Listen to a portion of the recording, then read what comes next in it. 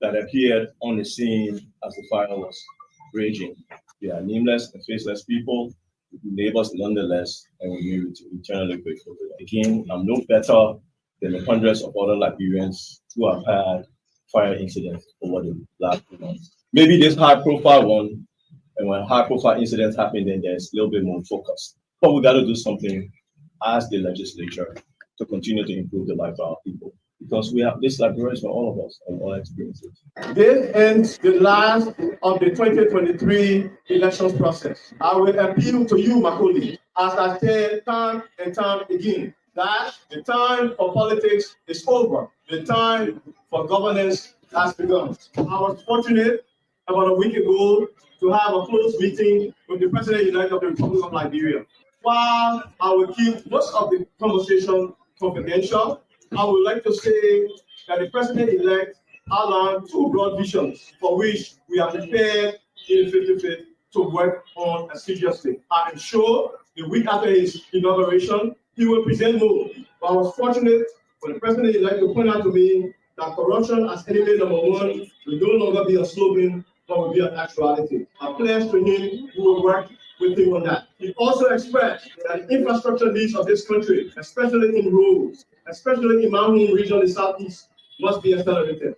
And to that, I find ever so gratifying. I pledge to you, Mr. President-elect, to use Pagiano authority in this house to continue to work with you and to promote the agenda. After all, we are government. Your failure is the failure of the legislature, and our failure will be yours.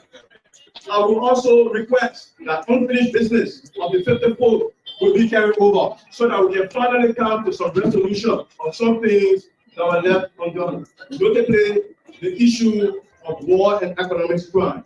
We must take up the mantle, listen to our people, and finally come to one resolution on that question. We will be meeting with you, Mr. President, and we will be asking for your indulgence as we work with you to carve a meaningful agenda for this country. Again, I'm humble, overwhelmed, and to the extent today I've said anything to make anyone uncomfortable, create fears, or revive someone's insecurities, that was not my true intention. I spoke from my heart, I spoke from my head, and not from my heart. I wish that you would. Good morning, early risers. You're listening to the Punch Breakfast Show, your ultimate wake-up call, with your hosts Bokai Amara Kamara and Harris G. Belly. Rise and shine, everyone. It's time to kickstart your day with laughter and great vibes. That's right. Grab your coffee and get ready for a sizzling morning packed with the hottest topics and the coolest tunes. We've got everything you need to jumpstart your day, from news that matters to interviews with your favorite. We're dishing out those feel-good stories that will put a smile on your face. So sit back, relax, and let us spice up your mornings. The Punch Breakfast Show starts now. Stay tuned for a morning full of energy and entertainment, right here on Punch Radio 106.7 FM. Sit back, relax, and let us spice up your mornings. The Punch Breakfast Show starts now. Stay tuned for a morning full of energy and entertainment, right here on Punch Radio 106.7 FM.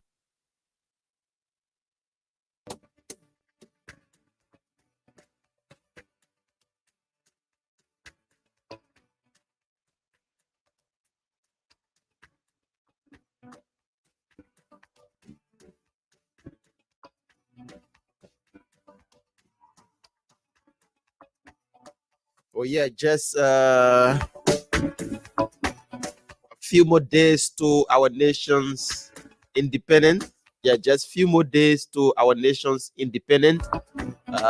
Be turning 177, Liberia. Yeah.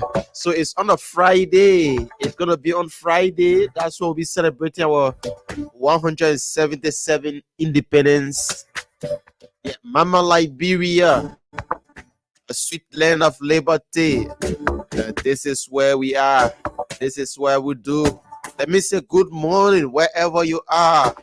Welcome to another edition of the program, the Punch Breakfast Show. It comes your way Monday to Friday. And today is Wednesday, the 24th day of July, AD 20. 2024. Just get a day in between to our Independence Day celebration, right? So, let me say good morning, welcome wherever you are, however you're listening. To those following us on our online platform, that's on Facebook. You can log onto a Punch TV page. That's Punch TV Live. It's very simple. That's PUNCH TV Live. You will see us live on your screen. Let me say good morning to those following us this morning. TK, say good morning. I'm watching from GS Europeansville, Cola Tree, VV City, right? Yande Galawos, I'm watching from Satan in Sync. I say good morning. Let me say crossover and welcome my colleague Harris Betty. He's pretty seated in Studio 2 this morning. Robert say member say good morning. I'm watching from GSA Road, Painesville City. Okay, let me say good morning, Harris. Welcome to the show. Good morning, Bwaka, and good morning to the peace-loving people of Liberia, on whose foundation we stand this morning to greet every one of us who say we're doing good. I'm perfect, and I hope every one of you as well, under the sound of my voice, and those of you watching via our social media platforms, doing great as well this morning. Okay, it's good to have you this morning, and we have a few things to look at from our talking points this morning. You know, we shouldn't forget about the fucking club pastor. He's still behind bars. Yeah, Yeah, the pastor is still behind bars. Okay, there's an article here up in here say a follow-up of Fucking Club Fellowship. Here, Pastor Reverend Emmanuel Nimle is still behind bars at the Monrovia Central Prison for legal theft of property. He was reminded behind bars after several individuals, about 90 plus Liberians, complained him to the Liberian National Police of duping them and collecting the sum of 87,300 for visa fees to have them travel to Australia. Nimle was appointed during the CDC regime as religious advisor to former President Josh Manuel Weah, a position he served for 6 consecutive years in this republic. On June 7, the clergyman, Reverend Emmanuel Nimle, spent his first night at the Monrovia Central Prison after he could not secure a valid bail bond amounting to 174,600 or property bond in the same vein. The once Holy Ghost Reverend up to present and include the day he was reminded at the prison is yet to secure a such bond that will have him released. So as you know, it goes on and on. Is it the case seems to short as the law Reverend investigate? They may admitted to everything that was levied against him. So the man couldn't secure a bond. So up to now, the Reverend is still behind bars. Oh yes, the Reverend is still, according to that investigation, the Reverend is still behind bars at the Monrovia Central Prison because Buckeye, what the Reverend needs at this time now is someone to bail him, and so who is willing to do that? There where the question is. Yeah, but we have fucking club now. The former president can still his bond, but not nothing much, man. Just 800 and some more $1,000. You see it as not nothing much, Buckeye, but I think the issue or the challenge is not about the money. That's for me. That's what I believe. That the challenge is not about the money. What happened is that Buckeye, everyone is skeptical. Mind you, this is a Reverend when the situation came out of at first he had left the country and traveled to somewhere around Nigeria and other different countries and spent a lot of time there until upon his return he was arrested. So no one is willing to settle for that, Buckeye. That's where the problem is. So because the conversation is if you build the Reverend out and perhaps the case is ongoing, Reverend have to restitute the people's money, and while that conversation is on, perhaps he might leave the country. You don't know. It happened. At first, when the conversation came out, he promised all those that are victim of the process that he was going to settle them. And while the conversation was ongoing, he left this country and flew. So because of that, everyone now is skeptical. So until someone can guarantee themselves, in that direction, it will be a challenge. So because all right, the Reverend has admitted to all of the charges leveled against him. We want to talk about criminal in nature, conspiracy, and all of these crimes are leveled against him. So what is needed now is someone to bail him.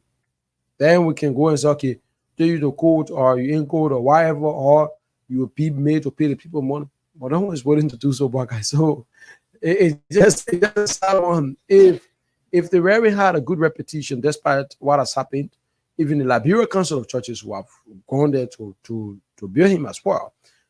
George Weah will have gone there. I mean, even the church that he's pastoring, the fucking Crown as well. Have gone to that same very location. But that's the same church members that he duped. So I don't know. I don't know if they will stand up for him. What I'm saying is that he was the hair pastor. I don't know if he still serving as the hair pastor. And former President George Manuel Weah was member, or he's one of the top ranking official there of that church. They could rally around if only they wanted to, but this act was committed against members of the church, of the Fokeklo Church, and probably it is not only limited to Fokeklo Church as well. Other people too who have had interest in traveling to Australia for that event, and they left their churches and went to Fokeklo Church and got duped by the former hair pastor for the church.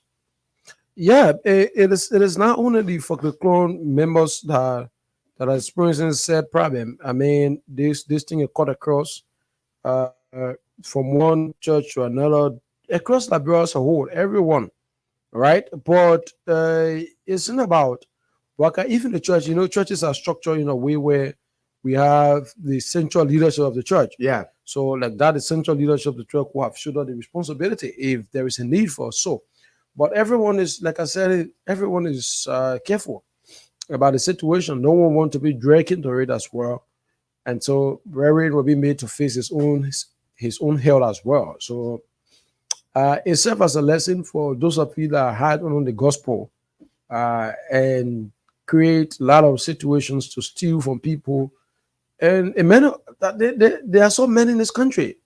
Name them might be very unfortunate, but there are many. There are many fake pastors. Someone will say, "Don't judge," which of course we hold that account. But what we say this morning is that there are signs, there are indications that prove as per those of us that believe in the Bible as well, that the Bible made it very emphatic that there are signs that prove that there will be many false prophets, there will be many false individuals that will come on the pretense of the gospel, because no one questioned the gospel, no one disagree with the gospel. So in that light, a lot of them come on that pretense to steal. A lot of those who call pastors around are criminals. A lot of those who call pastors around are criminals. I mean, this is no secret. This is an open reality. A lot of our people have suffered from this situation. A lot of our people have suffered Not from only it. pastor, imams, Yeah, are included. You know what really surprised me is that people that will be going to church and mosques, the imam, the pastors will tell them that, oh, come and sow your seed, come and do this, come bring offering. The life of the pastor and the imam will be improving. Why the members their life are not improving. We'll see people buying the pastor or the imam car. Yeah, Harris, they will be living that luxurious life. But then the members that are giving the offering and other things, their life just so miserable. Their life can improve. And some of these things, we flagging it out. We are not saying that you shouldn't, That's that probably you believe that in that person so much 100% that the person life need to improve, blah blah blah, they need to do this. But yeah, you have to focus on your own life as well. Some people will just take their entire life and just give it to one man or one woman and say, yes, that my father, yeah, that my imam, yeah, that my this, that my dad, and their life is not one. There are 5 that I want to go and ask for. There are 10 that I will go and beg somebody for. Will be the same thing that they'll go to be put in the offering basket to improve somebody else's life. While that person, their mother or the pastor wife or the imam wife or their life improving, you'll see them looking good. But then their members are so, when you see some of their members, bro, you feel so sorry. And they are paying offering. They are offering helping to improve the life of their pastors and imams. When we see the life of the member, at times you feel very, very miserable. You see the life of members are in an extreme condition, very, very extreme. But you see the life of the pastor is far with us compared, which of course is not a wrong thing. For me, I strongly believe it's not a wrong thing. But what I do stand against is that for us, we are not religious people, right? I mean, religious in the sense that we are not the preacher of the gospel, but we have an understanding of what the gospel has said or what the gospel presents. And if you read critically, they will tell you as compared to the days of the old, where people used to submit to the feet of the priest, and the priest will go in consultation with God and appeal to you. If that, I'm saying, an appeal on your behalf. So what do I mean? For instance, if Baka had a problem, maybe Baka has this problem, Baka had that problem. During the days of the old, Baka will come to me if I'm the prisoner and kneel before my feet, or perhaps Baka will come, before the curtain and kneel down and ask me to plead on his behalf to God. So Baka will bring a case to me, and I'll go to God in consultation and appeal to God to have mercy on Baka to help better his life. That was years back. That was centuries ago. But the new breath and the redeeming of the gospel has said that time has been wiped away. That everyone will have access to seek God in their own direction. That's why you find people pray at their homes, people pray in their closets, people pray at their job site, everywhere you think that you can praise God. So if that is a conversation, then we could say, if we stay in the days of the old, some of you that disrespect your husband at home because you say daddy says so. And some of you are wakeful and look at your mother and father because daddy says so. Because daddy say your mother and father not good, and that they won't kill you, that your man stopping your destiny. These kinds of conversation. Then your mother that gave birth to you. At times I'm struggling. I'm struggling to understand that conversation. That the last time I've checked, especially in Africa, every parent wants the best for their children. Especially in Africa. Maybe in the Western world, you see at times, the father just have a child, giving the best of life. Cool. But in Africa, if you can be on the last photo as a president, your mother still have the time to advise you. Your mother still have the time to call you to tell you this is how life is. But back as compared to the Western world, once you have money, you live on your own, bro, your mother get done for you again. No. The man living a life, you living yours. But in Africa, the mother, despite your status in life, will always want to sit with you and say, don't do that one, don't do that one. Then at that time, you have one where everyone tell you, say, your man is not good for you. Every time you see your man, your fund assets will depreciate. Every time your man comes to your heart, there will be confusion in your home that your man can bring that spirit. man, then you tell me that such a conversation should be entertained. That daddy, that pastor, that as you come kneel down, as you come begging. And this is how it is. A lot of our sisters, a lot of our brothers have been misused, I've been miscarried, I've been abused because they think that the gospel says so. Bro, the best way to see God's face is to do it by yourself. That's why the war is open. You take the Quran, you take the Bible, you read through it, you have an understanding about how the gospel works. At times you listen to other preachers. It's not wrong to listen to preachers. A lot of us, we are fall victims of such. I mean, very frank. So, very namely, it's not that he was so perfect, but because he was the pastor, and because of that, a lot of persons believe him 100%. Yeah. So, and all of those that were duped. If Baka were you to tell and say, listen, that thing, you gotta be careful. They were never going to listen. They were not going to feel that. I mean, he's a father, he's a Never. reverend, he's a pastor. So once it's coming from the pastor, it's true. Yeah. So you're gonna tell and say, listen, a lot of people have been double. We gotta be careful. No one gonna listen to you. No one at all. Until now, this serves as a lesson. Yeah, and I don't know what brought the pastor about. The pastor left in the country and all. Man, That God beating his soul. man, the people labor.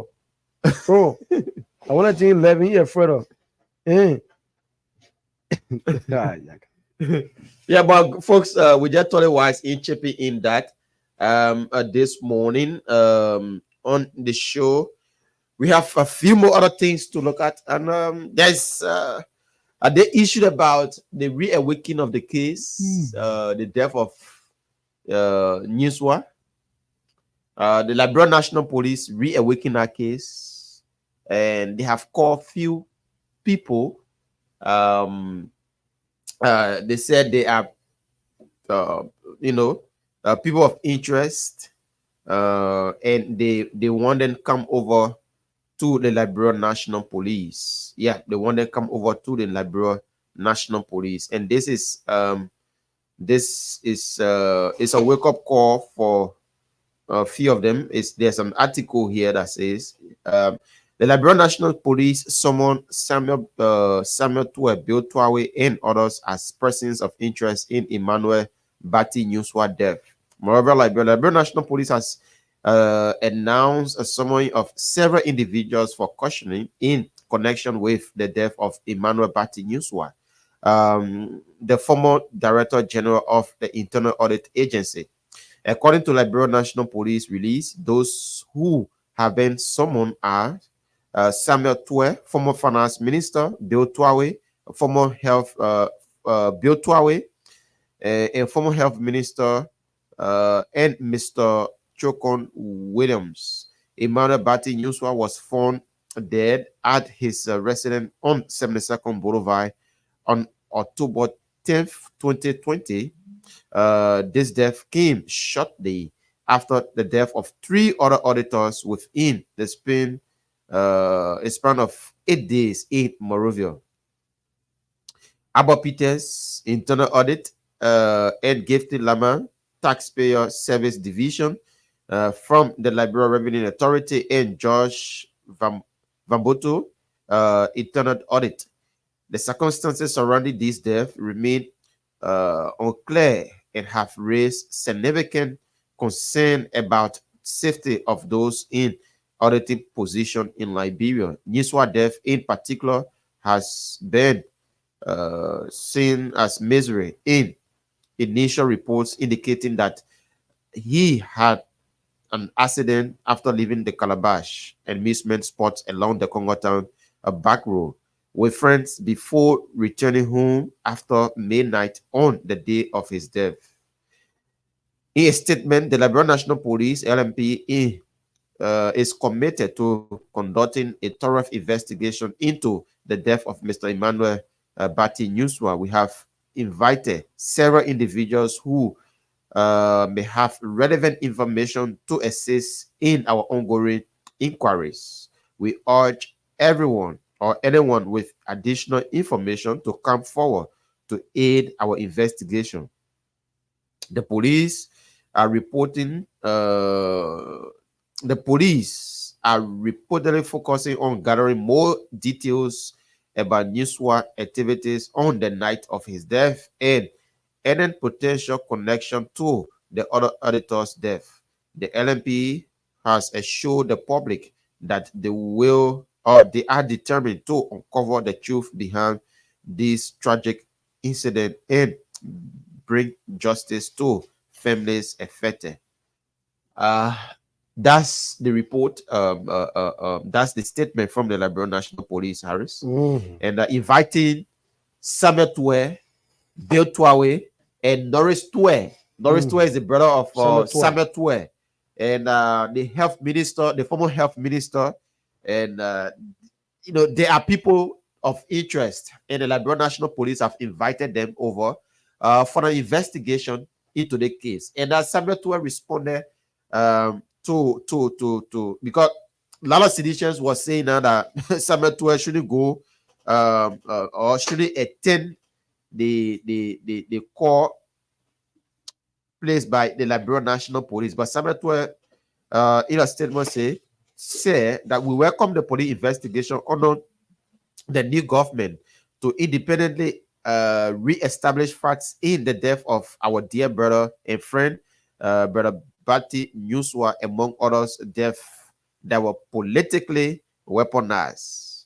On last Friday, I received a call from my brother, Councillor Norris Tuer, who informed me that the police was interested in speaking with persons who were either friends with Bati, who may have been observed with him on the evening prior to his tragic incident seen at his house, or who may have visited the JFK Memorial Hospital where he had been taken.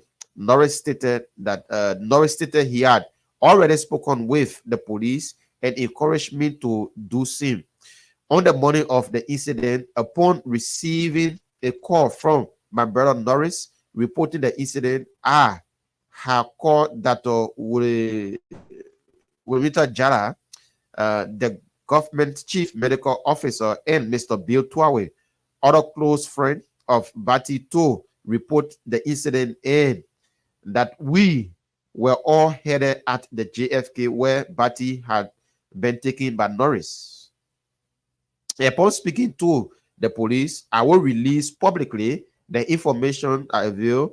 I welcome this moment of authentic truth telling and fact finding, so that the demons of lies and propaganda that have long harried our people over the last 6 years for political purposes can hopefully and finally be laid to rest. Thanks for your understanding, Samuel D. Tuer, former finance minister. So that's the statement from the former finance minister, Harris. I followed the situation yesterday, Bokai, and the police press conference. But you see, before we get to Samuel Tuer's account, conversation and other conversations surrounding the police press statement on yesterday and the naming of those persons of interest. Now, this morning, it is our job to inform you when they talk about persons of interest in an investigation, what that means. Person of interest is different from when individuals have been charged or those charged and forwarded to court for prosecution. Now, when you're being charged and forwarded to court for prosecution means the police have done an investigation and have substantial evidence or important evidence, or the evidence are reasonable that you should go before the court and have your days in, you must go before the court and have a trial and have as well your days in court or whatever the situation will be. That's why on our law, no one is guilty until proven beyond all reasonable doubts. Now, the reasonable doubts are as follows: that the police will call you as a person of suspect or a person of interest. After that conversation is held, after your account, the police carry on further investigation, and after the investigation, the police establish a fact.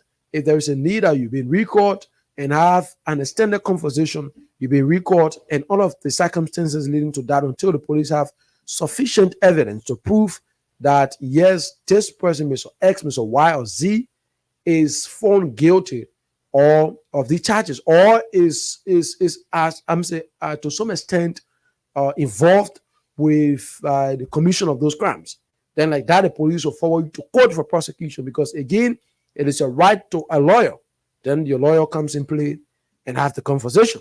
Now, it is with the court that the lawyers, the judges will carry on a cross-examination and establish, who is guilty or who is right or wrong in that direction.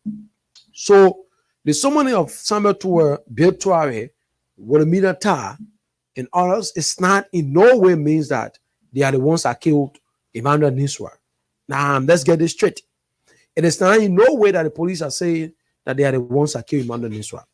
Now, but before we get to the whole cemetery case, listen, the whole thing about Emmanuel Niswa and others, I have seen it as it will be a challenge for the police. Now, it will be a challenge for the police because politics has already entered the conversation.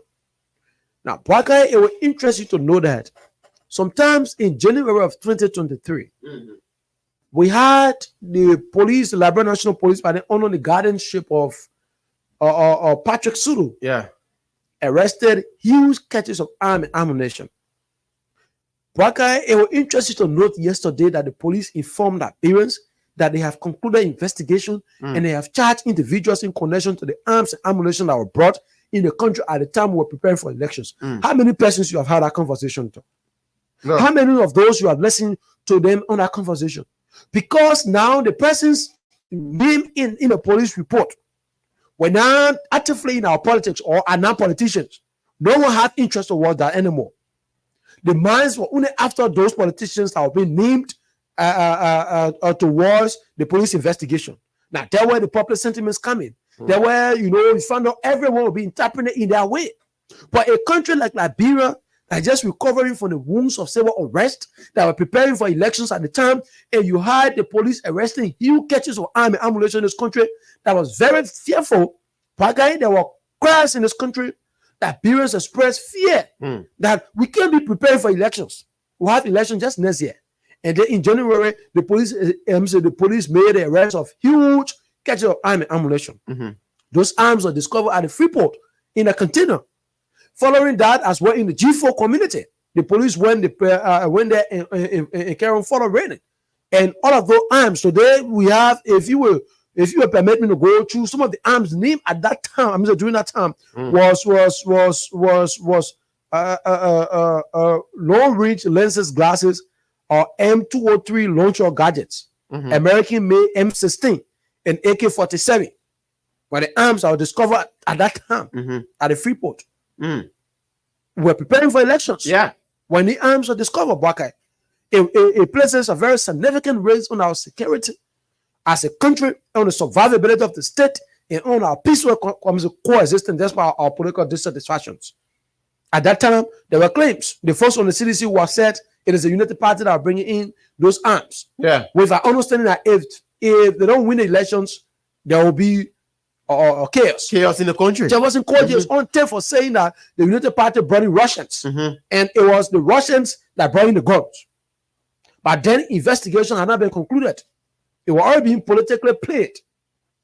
It was all being, undermined. The investigation at that time will be undermined. So it places a significant challenge for the police at that time. If the report would have come out, that report would have been welcomed by Liberians. So the folks on the CDC who have said it is a United Party folks. On the other hand, the United Party folks as well were accusing the CDC that the CDC is bringing in those arms so as to pressure opposition voices in this country. So because of that, they were claiming counterclaims. So it undermined the entire process that Liberians now begin to question. Say, how is this possible? The arms are coming country, then the government say nothing, and nothing has been done about it. That investigation was ongoing, and later it was being tabled. Today, on yesterday, the police are telling us that they have concluded with the investigation. That the investigation have found the following individuals guilty, or found the following individuals liable and have been forwarded to court for prosecution. Now, the investigation said boy Benjamin Baker, a Liberian living in the United States, according to the investigation, is being charged for criminal conspiracy and as well as illegal smuggling of arms and ammunition in this country. Boy Benjamin Baker. So the conversation is now, how can this man face a trial, can be brought by in country? As well as the police went on to also name Mevina Kpan and Barbara Daba as individuals that those ones received Brakai the consignment in Liberia. Mhm. So the police charged them as well for facilitating of the crime as well, and also involvement. They are also involved in this. How many of us to say anything about this thing? So let's inform you this morning before we get to the Biotware and Samuel thing that the arms are buried in the country. A year ago, under the administration of George Weah, that the Liberian National Police headed by Patrick Sulu failed to investigate and come to a logical conclusion of that case. This morning, we inform you that Gregory Como, under his leadership, has brought that case to a point that the police is informing us that they have reached a conclusion and they have forwarded to court for prosecution the lives of Bob Benjamin Baker, Mevina Kpan, and Barbara Daba are the individuals in connection to the importation of those arms and ammunition. If you remember, sometimes in January of last year, when the arms are brought in the country, that when Patrick Sulu doing his last address as police director said, and he cautioned Gregory Como and said, Gregory, do not allow the police to be politically played. Patrick Sulu is on tape of that.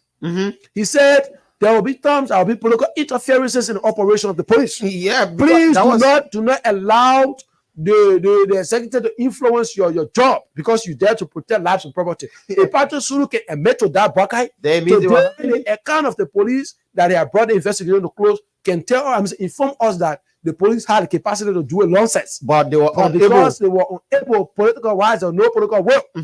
So every time you take step, you're being called to order, you're being called to check, and you be reminded of the job that you're working at the way and pleasure of the president. So all through this year, Patrick Sulu has said that thing was very, it was challenging for them.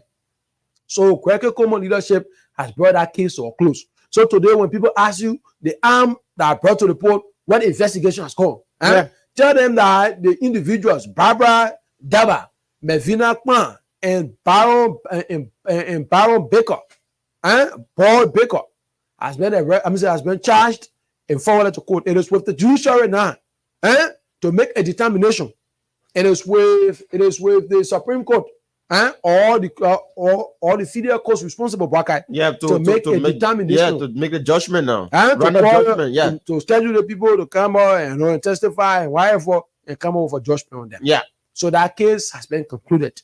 Now much person will say it to you because everyone is focused now on the politics aspect of the conversation yesterday. But here is it. Summit 12,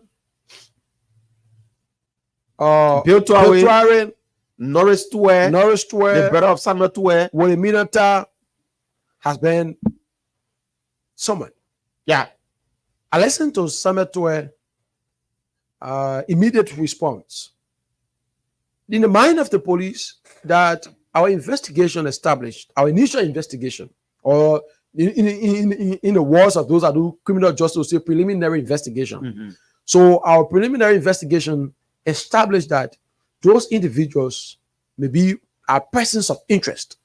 Now, persons of interest means that prior to this thing happening, you might have come in contact with this person. First contact point. You might have come in contact with the person, either directly or indirectly. You and the person may have had conversation, either directly or indirectly. You and the person may have, talked on the phone. Again, how it happened is that perhaps back at times we can have our call down. Maybe I call you about 9 o'clock in the night. And since that time, I didn't call anyone again until 11, 12 in the day when something happened. So when the police call the reference, last call or the first 3 or 4 calls on my call down for Ben, maybe Baka have talked to, I've talked to Soko or whatever the conversation is. So in that light, the investigation will not automatically conclude that Baka was the one that committed the act. No, but Baka will be the person of interest. Perhaps at the time I called Baka, I would have given Baka substantial information. Perhaps at the time I called Baka, I was said to Baka that I'm sick. What happened to me? I'm sick. So based on this account, Baka can come and inform us and say, oh, the time in the men talk, we want to talk about our old days as friends, or perhaps you were explaining some things to me, and he said X, Y, and Z. So on that, at that level as well, the police can build a case or can continue on the investigation. So that's how the police said, our preliminary investigation has found Samuel Tway, Wilhelmina Tai, Wilhelmina Jala, Wilhelmina Jala, former health minister, were found as well. Betuare, now senator of Rosses County, a former MPA boss, and other individuals were as persons of interest. Now, how does this work? Samuel Tway initial report has said, prior to the incident, right? He received a phone call from his brother, who was Norris Tway. Now he received a phone call from his brother Norris Tway, informing him that I want to get this part very well, okay? Oh my word, my internet. Informing him that the police. I want to get. The police need him. Yeah. Okay. So. Right. Okay. So he said, I received a call from brother Norris Tway, who informed me that the police was interested in speaking with persons who were earlier friends with Barton. Yeah. Who may have been observed with him on the evening prior to his tragic incident, seen at his house, or may have visited him at the John F. Kennedy Memorial Hospital, where he had been taken. Norris started he had already spoken with the police and encouraged me to do the same.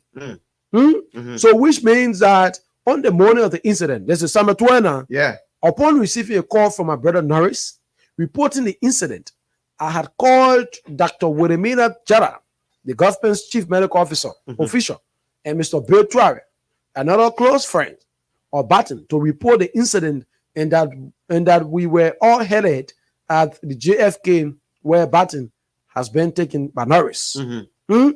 So Samuel Tway is saying that it is his brother. Yeah, Norris his brother Tway. that called him on a day. It is a brother that called him. It is a brother that took Barton to the hospital. Okay, from his house to the hospital at JFK. It was Norris Tway, the brother of Amos. As per this account, that where we all headed at the JFK, where Barton had been taken by Norris. Yeah. So which means his brother Norris Tway was the one Barton, that took Barton to JFK. That's what I'm saying. So when Norris called him now from JFK and said, this is what is happening to our friend Barton, that's how Samuel Tway had called Wilhelmina Jara and also Bill Tuare, because they were all friends of Barton, and said, this is what is happening. And on top of that as well, he called Wilhelmina Jara because Wilhelmina is the government chief medical officer, serving as the Minister of Health. So he called her now to expedite the process. Yeah. So say, Norris has been taken at the JFK. So this is where it is. So let's read for what Tway says. Upon speaking to the police, I will release publicly the information I avail. I welcome this moment of authentic truth. So the man is saying that he will speak with the police first. As per the police have called him as persons of interest. When he finished talking with the police now, then all what the police will say, he will explain it on his page. So we're waiting for that conversation. For me, it will be based on Baka. It is from that account I will determine a logical conversation. A logical conclusion to this matter.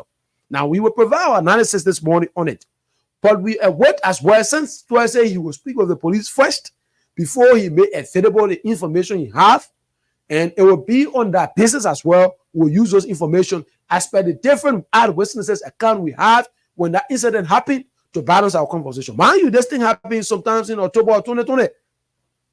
When there were conversations surrounding audits and everything, and the individual in question was the head of the internal audit. So the conversation was there was a need to audit, and there was a lot of claims about financial misappropriations you want to recount. They want to happen at the National Port Authority. They want to happen at the Buchanan Port. And all of these information as well were in the pipeline when this situation occurred. So we are waiting Samuel Tway's account. But why is it that we're waiting Samuel Tway's account? Braka, here is my dissatisfaction towards Tway's immediate response. Tway, it was a very good thing. It is welcoming. Now, every individual, the law is on the book, the methodology of investigation has been used by the police. It covers everyone. It covers both from the ruling party, from the opposition party, and from private citizens, those are now into politics, and everyone. So the fact that you admitted that you're willing to turn over or to come and have a conversation with the police so as to provide the information you have relatively to what you know about the death of Newswire, it is equally important that at this moment you hold a conversation neutrally, then politicizing the very thoughts you have already welcomed. Because the man is telling that the death of Newswire was being used as a political weapon against the CDC government. So if you're saying that this death is being used, it was used politically, then it means that the man did not die out of suspicions, as the way people claimed, but it was being used as a propaganda against the government. That's how we can interpret Samuel Tue's account. This is where I take a backbracker, and that's what I said. I'm waiting Tue's account, because this is what he said. He said, we welcome police investigation on a new government to independently re-establish facts in the death of their friend and very bad news one. That were politically weaponized. So politically weaponized has been used in this context, Buckeye. It means it was used as a purpose, or it was used at the time as a purpose of attacking a person or group of people. Politically.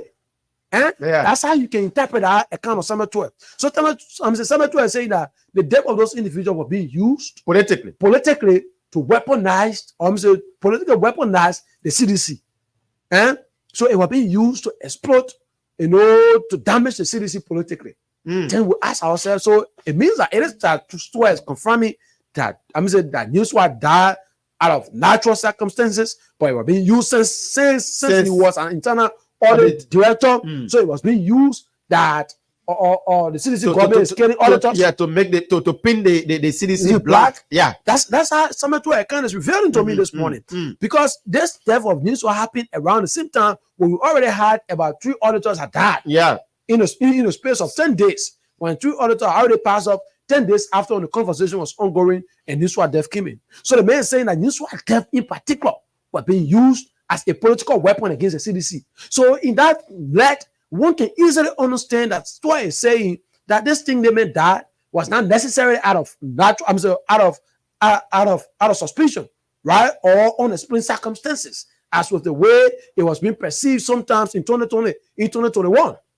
So it was being done now. It was being used by the opposition, right, to weaponize, to politically weaponize, to use as a propaganda against the CDC, to be used and sell the CDC negatively in the minds of the people. That listen, this is a government in a space of 10 days. We have 2 auditors have passed away. Pass off, and those 2 auditors as well died out of suspicion. And the conversation was they died of out of intoxication when they had inhaled carbon the former president said they were making love in the car. Our job to us. Now I get it. So while that conversation was ongoing as well, Newswire death was involved. It was being brought in the picture.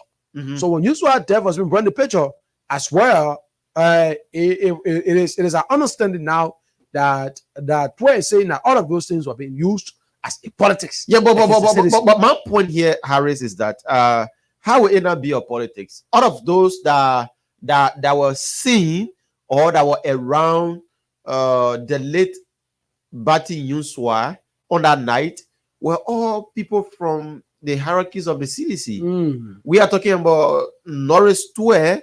We are talking about how do you call him? The former finance minister Samuel Tue. We're talking about Bill Tue and the health minister. All of them, and now there's another thing here. The police will have to be careful in this investigation. You know that the police invited other people.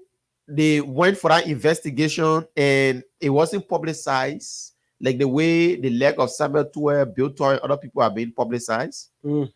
Yes, of course. This is not okay.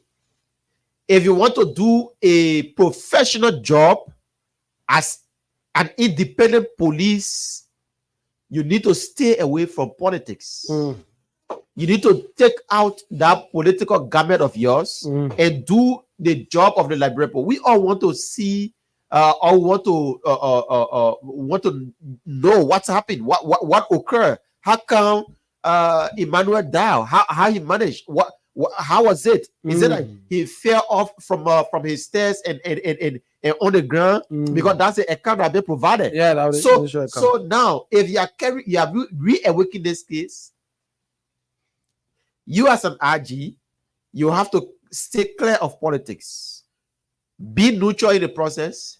What I'm hearing is that you invited other people. You invited Norris Stewart. Norris attended the police station. You say you went there for an investigation. It wasn't publicized. You invited somebody said your brother. I don't know who your brother with your brother who was also seen with the late Emmanuel Bati Yusua also. You invited him. It was not publicized. Now you are inviting the leg of Samuel Twe and other people, and now you have publicized it. So this will one way or the other undermine the investigation. Again, it will one way or the other undermine the investigation. But probably somebody may say we are doing this because we don't want people coming up with that we invited them, and later on it appears that we didn't invite them. So we are coming with it publicly. So now I'm really opposed here from Akaros Moses Gray.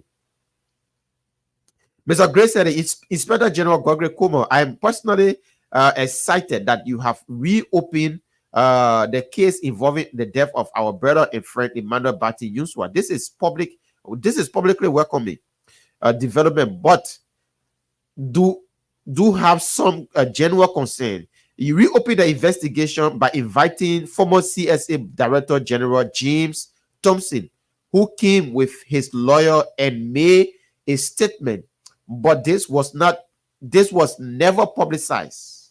Interestingly, you have invited others and have made it public for reasons best known to yourself and to the investigators.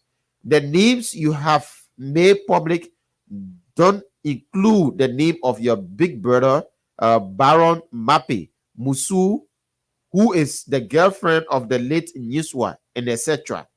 Your big brother, who is in a trucking business, blah blah blah, was seen that same night with Yusua at the Calabash Amusement Park. So other people were invited, Harris. The girlfriend of the late Bati Yusua was invited, Musu. The former CSA boss, Thomas, was also that's the Director General of the CSA, James Thompson, was also invited. Your brother also, according to Gray, was invited, and all of these people, when all of those people were invited, it wasn't publicized. For me, I don't see anything wrong about that, Parkai, because it is with the discretion of the police. People,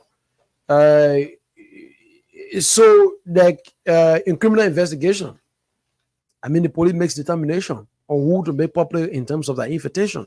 So you cannot invite the likes of Twe to the police, understanding his portfolio as a former finance minister, Bill Tuawe, and a ranking member in the CDC, inviting Bill Tuawe as senator, and you say you don't want to make it public. Minister. So you need to make it public so that people will be aware on the reasons why you have invited them.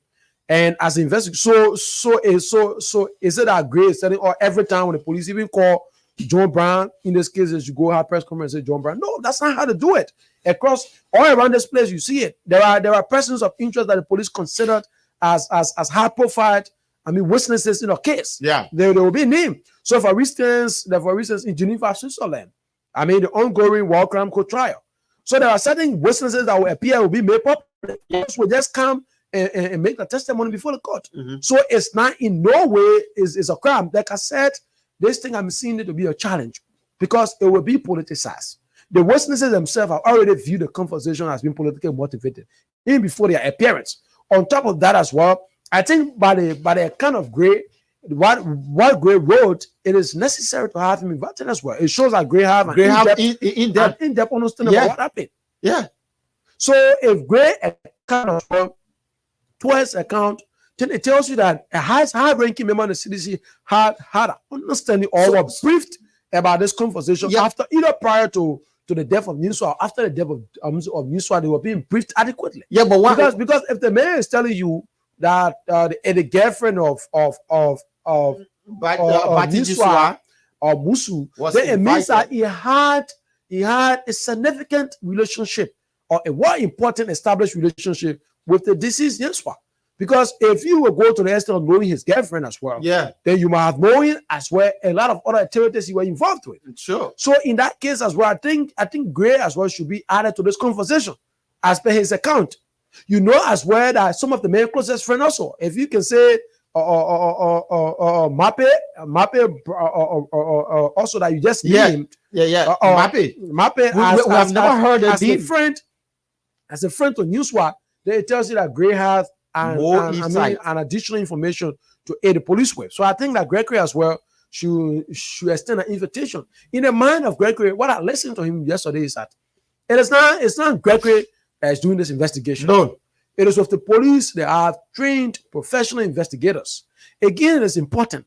They're not saying that they're individuals, and this is what I don't get. What in this thing has become wrong? That if the police said that Twe is a friend to Batten, and that Twe has admitted Yeah, he went. that even prior to the day of the incident, he had received a call and From he his visited brother. the Yeah, JFK. from his brother Norris. So it confirms what the police said about there's indeed that Twe can provide further information. So what he heard, what he listened to as well, and what he knew about about what happened on that day. Yeah, but And it's Twe is simple. telling you that when you come before the police, you avail the information. Afterward, you made those information public as well. Yeah, but How does it relate to what Gray is talking? Say your brother. You listen when you read great text. The only thing there is that he want to bring in the same style of CDC politics. yeah, in the this country. CDC politics. Oh, why is it that we saw your brother on the man?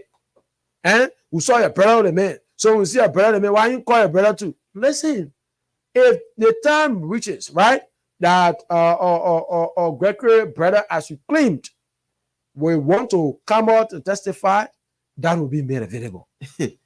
So the thing about you start politicizing. And you know, everything. and you know what the man say? Mm. The man say again. He said, how be it? The very police under your administration is on record for inviting United Party Queen Johnson. Mm. You see the play that the man Gory? You see the play Akaras Gray is Gory? So, folks, this case, why they are inviting Samuel Twe, Norris Twe, and other people, because they were one way or the other seen with the late Bati Yuswa. And when Bati Yuswa died, Samuel Twe went there. When Bati Yuswa died, the brother of Samuel Twe, Norris Twe, was the one that took the body from his house and carried to the JFK. When Bati Yuswa died, Bill Twawe was seen on the scene at JFK. When Bati Yuswa died, according to Samuel Twe, he called the former health minister that is being called upon now by the Liberia National Police to go at the JFK to carry on, to do some examination and other things. So that's why they are inviting them. Nobody should come and politicize. They will not come and call. They will not come. Police will not come and call me Boaka and say you are invited. When they know that I have no close tie with the late Bati Yuswa, when they know that I wasn't seen at the investigation scene of the late Bati Yuswa, I went out to the mayor house and the one went to JFK. So how will police invite me? Police would invite people of interest. That's what they said. People of interest, people that have one way or the other interacted with him before his demise or after his demise. That's why they're inviting them. So nobody should come and politicize it. Let's get the police a chance. That Gregory Como investigating the TL. For you to be bringing Gregory Como inside. Even though Gregory Como is the head of police. But Gregory Como is free of this. They have investigators that are investigating this. Let's get the police a chance. And I respect Samuel Twe. I respect him for saying that, yes, of course, I will go there and I will provide the information. And will come and let the public know. That's easy. Even Gray was surprised that Samuel Twe would have accepted. Yes. He felt that Samuel Twe would have said no. Would have worn a CDC garment. Like him. That out of a sudden you just go against the laws in this country. But Twe said no. Because if we say this man is our brother, he passed out of Yes. suspicions, Yeah. and we need justice for him, like the justice you crave for. Yeah. How can you crave for justice when you don't support the process? It is Yeah. laughable. You cannot crave for justice. So, listen, all right, fine. You say Queen Johnson and others had a situation. We're talking about Yeswaya. You bring Queen Johnson in. You bring Queen Johnson. Does the police have the capacity to have all cases at the same time? No. I mean, I don't know how some guys, I don't know, sometimes the words we want to use, we just careful how we choose our words. But you expect those that have served in government, understand how government functions, they understand how government works, will be the one making sluggish and funny statements.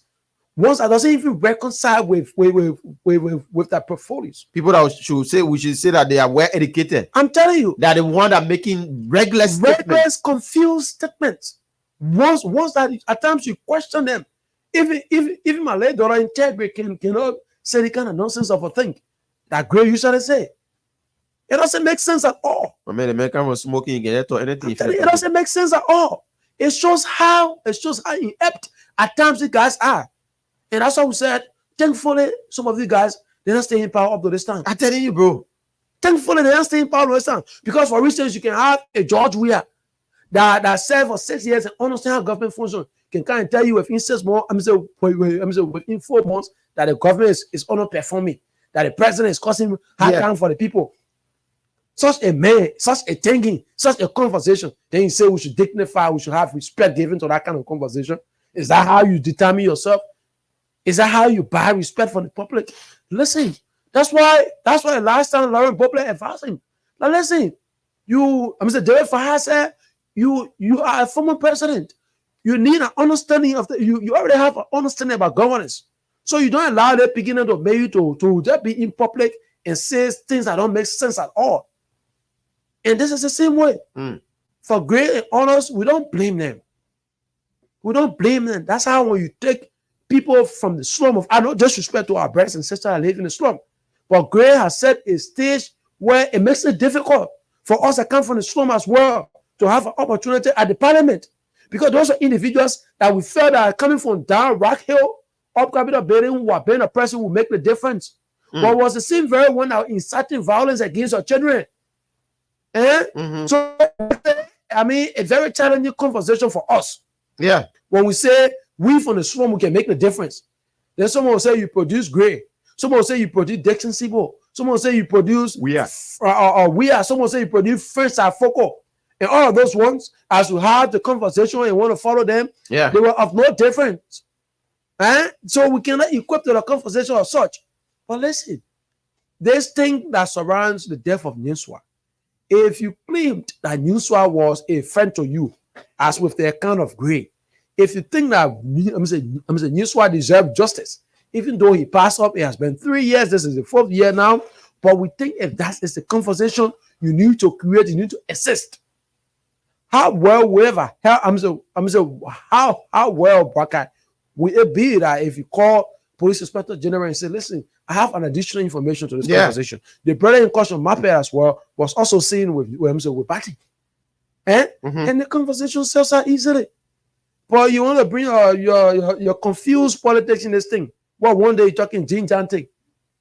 Your word, you say you taking 12 for welcoming the conversation. You went down, you thanking the police for welcoming the conversation. You coming down further and say that there is a need that the investigation be fast on track. Then you lead the whole conversation, John to Queen Johnson, or thing. How well does it connect to this? To this situation we having the conversation on?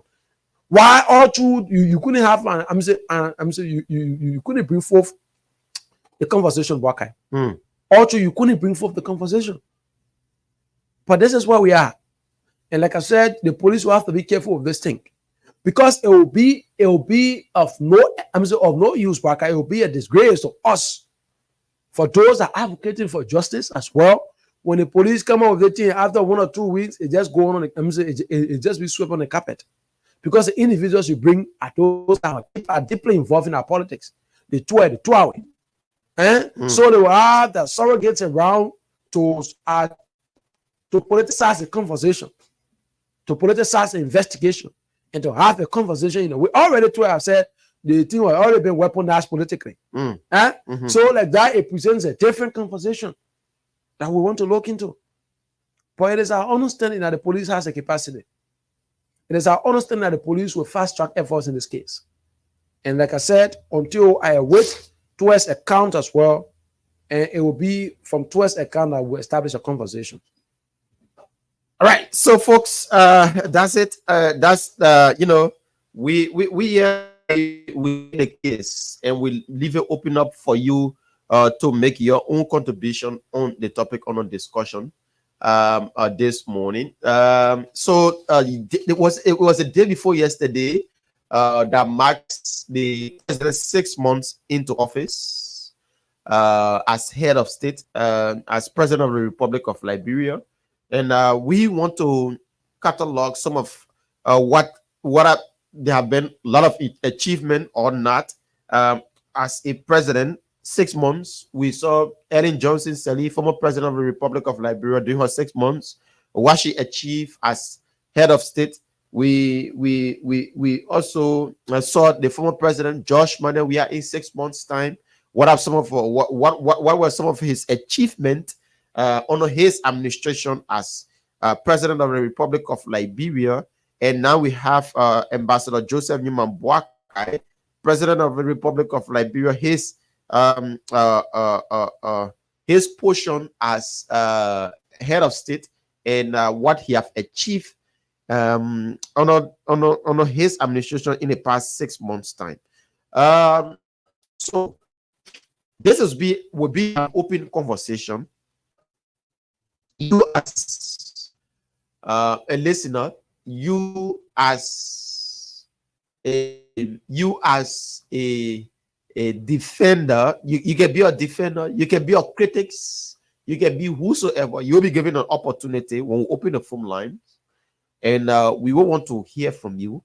The Joe Boakai's administration 6 months into power, and what are some of the things that he have achieved so far? Are they being clear that he have achieved immensely in 6 months' time? Others rule for 6 years, other rule in their first 6 months' time. What they did for the Liberian people. Some breakdowns for the establishment of facilities across Liberia in a 6 months' time. Some did in their own interest in 6 months' time. But we want to know about Joe Boakai's 6 months, Harris. It ended the day before yesterday. His presidency climaxed the 6 months on the day before yesterday. So we want to throw light on some of these things this morning, Harris. Yeah, of course. And we want to look at that very critically this morning.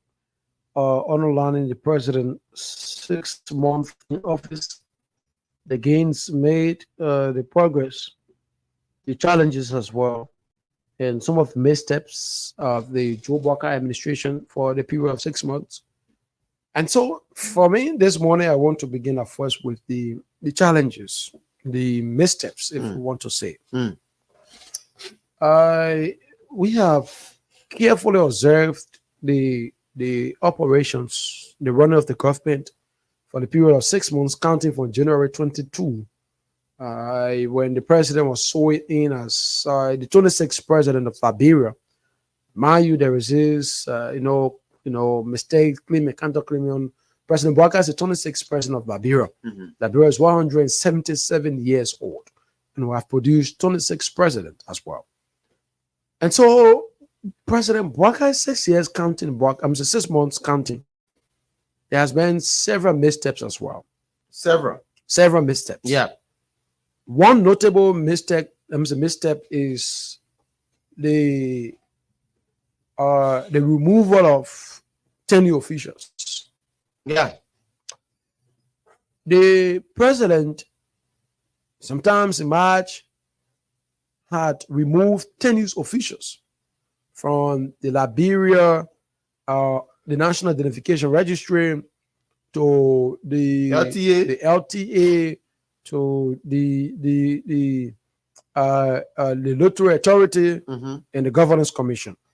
Those 4 institutions were affected. The president went on and appoint individuals into to those positions, even though those individuals that are already occupying the positions were serving as tenure officers. And as per our law, tenure positions last for three years or so. And afterwards, it is with the determination of the president to have those positions renewed. Mhm. So President Boakai, without respect for that law, went on and appoint individuals into to those positions. At the LTA, he had Abdullah Kamara as well were being appointed. To the Governance Commission, you had individuals being appointed. To the National Identification Registry, you had individuals being appointed. To the Liberia Lottery Authority, that's where you had individuals were being appointed. Now, those individuals ran to the Supreme Court. The ones that already occupied the position ran to the Supreme Court. And the Supreme Court informed the president that there were missteps. That, Mr. President, the procedure in which you used to have those individuals dismissed was wrong. In the mind of the president at the time, those individuals was in violation of the code of conduct. They were involved in the financial misappropriation as well. An investigation was already underway, and all of those reasons were enough to justify why the president had to remove them. But the Supreme Court said to the president, Mr. President, even though you have genuine concerns, but the procedures in which those individuals were removed was totally wrong. So there are other accounts as well that those individuals will be used, in terms of removing them from their position, or perhaps having them replaced, or whatever the case is. If you if for any reason or you have a case against them. So just a recap to that, Bakai. It says, am I worried? I want to get this thing. Okay, at the LTA, okay, my word.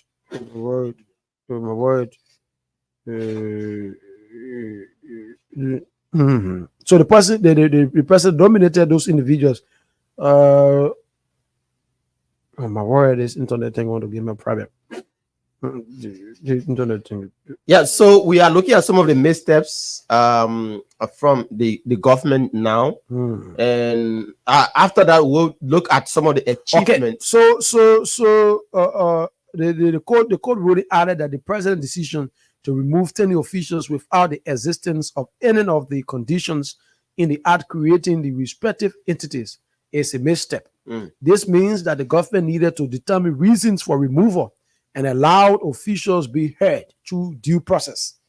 So the president at the time when he nominated individuals to these very positions, without them taking their office, the 10 officials are already occupying the position, ran to the Supreme Court. And the court informed the president, said, Mr. President, why is true that you want to have those individuals replaced, but the procedure in which you should have gone by, you should have followed the acts that established those institutions. Like for instance, the LTA. Like for instance, the National Identification Registry. So the court said to the president, there are missteps and there are no due process. If you say this man is corrupt, if you say this man is being found guilty because he violated the code of conduct, there should be a due process. And so due process was not given. So it was a total misstep. It was a blunder on the part of the government. Yeah. It was a blunder on the part of the president as well. So the president accepted.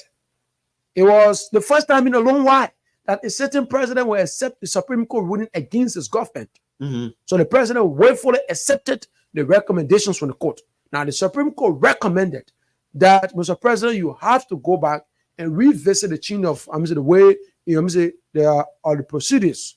So where there was due process, when the president went back, he said, since an investigation is going in a situation of LTA regarding the misappropriation of funds at the institution, you cannot be a head of an entity and there is an ongoing government investigation and you still occupy such a position. It is wrong.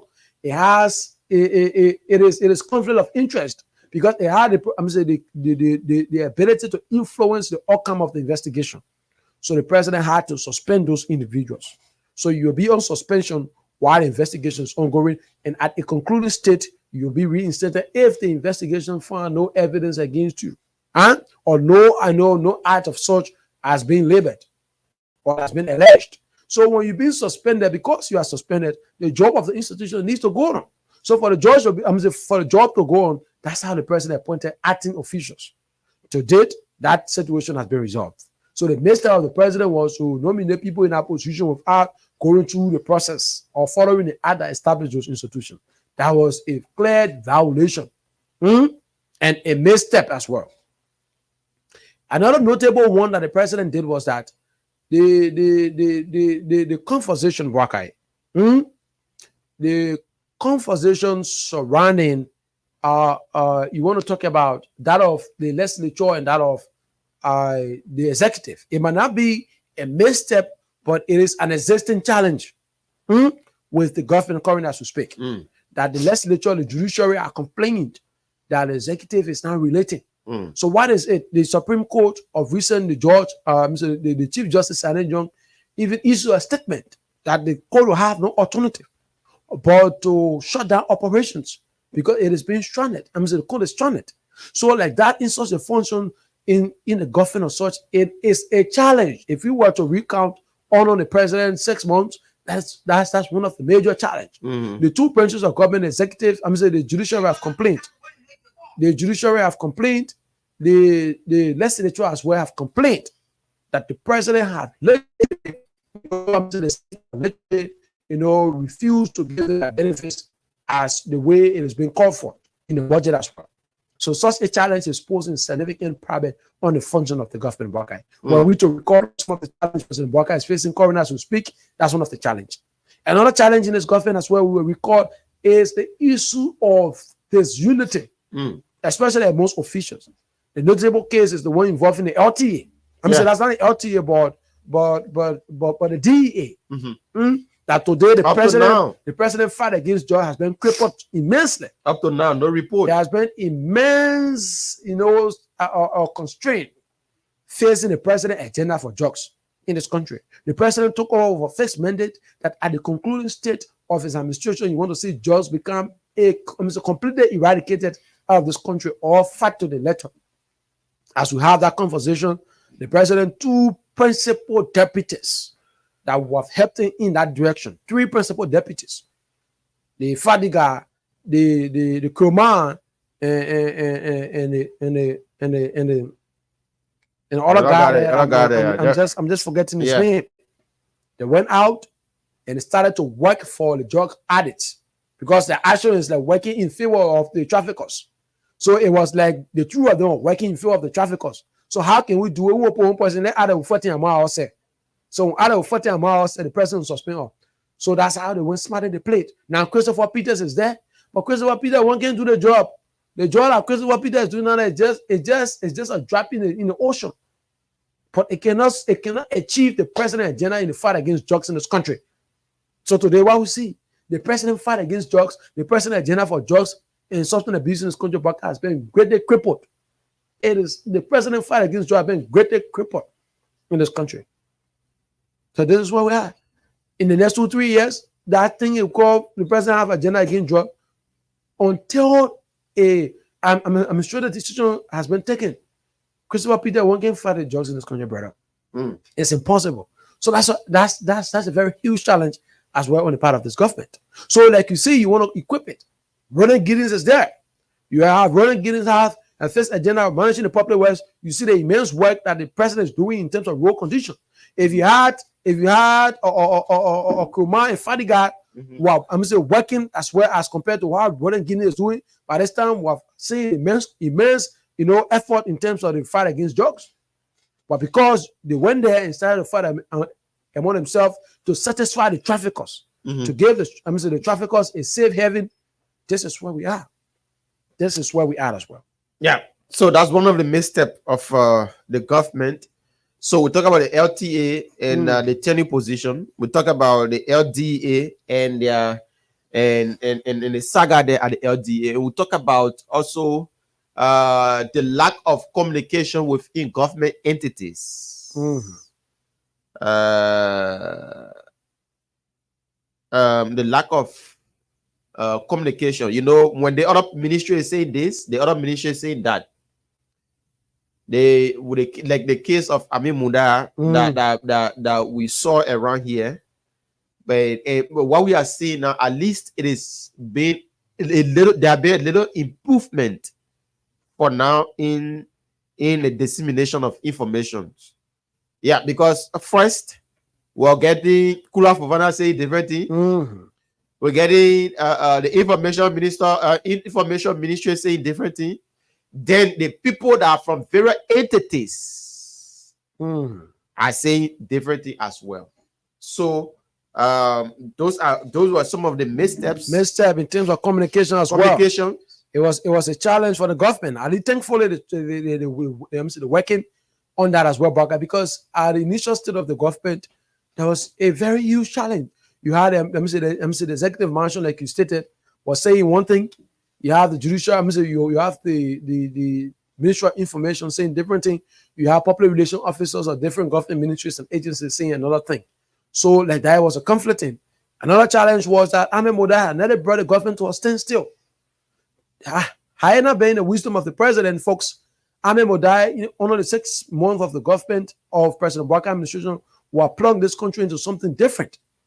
When he went out, took a unanimous decision of the consent of the president and announced an increment in the price of rice, that situation will have caused Joe Boubacar significant constraint as a president in this country. Thankfully, the president used his wisdom and his judgment as a leader and resolved that situation. Some of the challenges he faced as a president. Boubacar, if we were to look at the progress of this government, and I know we will name some of the things for now, open the line or talk some. Yeah, maybe we'll forget about some. And I don't you want to come in there. You are saying something. Yeah, go ahead. Yeah. So like I was saying, we'll say some of the things the president have done in the first. Oh, now you're going to some first 6 months. You go to some of the positive things. Some of the positive. No, let me end up with a negative. The issue about the coming in of yellow machine. There was another misstep there by the president and his team, by not reaching out to the legislature. You can. We are only crying because we know that it will bring development. But what they did at government, it was not the rightful thing that was done. They needed to reach out to the lawmakers. Asking them or telling them that, informing them that this is what we are going into. It's a gentleman agreement according to the president, but at least the respect for the lawmakers should have been given to them. And that's why you see people causing noise about the whole mission Benin. And so people are saying when the president are going to reach out to the men are going to step on the president, that mission are not going to come. So, but what I going to reach out or do also, he needed to have reached out to them, Harris. He needed to have. And we are saying that, yes, of course, that was another misstep by the president. And it should be corrected. Like he said, he will correct it. He will go to them. But the machine have to come. He will do this. He will do that. It should have been corrected from the start. From the start of it, it should have been corrected. So those are some of the missteps from the government. So now you want to start off with some of the achievement, then we'll go to the phone lines because another crowd will have a guest. Okay, so if we count in some of the made by the president within the period of 6 months, Boubacar, with youth development. Let's begin with youth development, and I want to Boubacar was challenging for me, but I had to recount on some of the gains as well. So the government of Liberia, under the administration of Joe Boubacar in the first 6 months, in terms of youth development, allocated funds for the payments of arrears owed to local and international scholarship students. Joe Boubacar took over and met a problem that international students studying out of the country in Cyprus, in Turkey, in India, on government scholarship. Other African countries. African countries. Yeah. The Ghana Institute of Public Administration, of Management and Public Administration. Uganda and different areas. African countries. The government met arrears owed to these students in terms of because you own government scholarship, more small scholarship, you already receive per dams, for accommodation, for feedings. And some of these students were all in the university for 2-3 months or pretty close to a year as well. So when Joe Barker took over on his agenda for youth development as well, because that is human capacity, building the capacity of those young people. The president instructed to make sure that the government allocated funds for the payment of the arrears of both local and international students. Today, as we speak, those arrears include monthly allowances, resettlement, air ticket cost, and other administrative, social, and operational costs. Just day before yesterday, we held an interview with the Director General of the Public Administration, that's the Liberia Institute of Public Administration, LIPA, or VAPLA. VAPLA says that the government, for instance, at the Ghana Institute of Management and Public Administration has secured $105,000 that they already disbursed to the Ghana Institute for Public Administration. And that fund covered in terms of tuition or stamping for those students on government scholarships. In terms of wise fees as well, Barker, the administration of Joe Barker inherited an unpaid debt of over $6 million and to the West African Examination Council. This problem resulted to wire at a certain point in time withholding the results of students. So our students are in Rwanda even complaining about the situation. Some of our students in Cyprus, even the ones that are attending in Ghana as well. It's because wire is in a way when you applied, when you're attending the international institutes as well, Barkai, what happened is that at times they use your results directly from the portal, from wire portal instead of the ones you submit to the school, because at times your submission, maybe you can be influenced. So you use the one directly from the website of WAEC.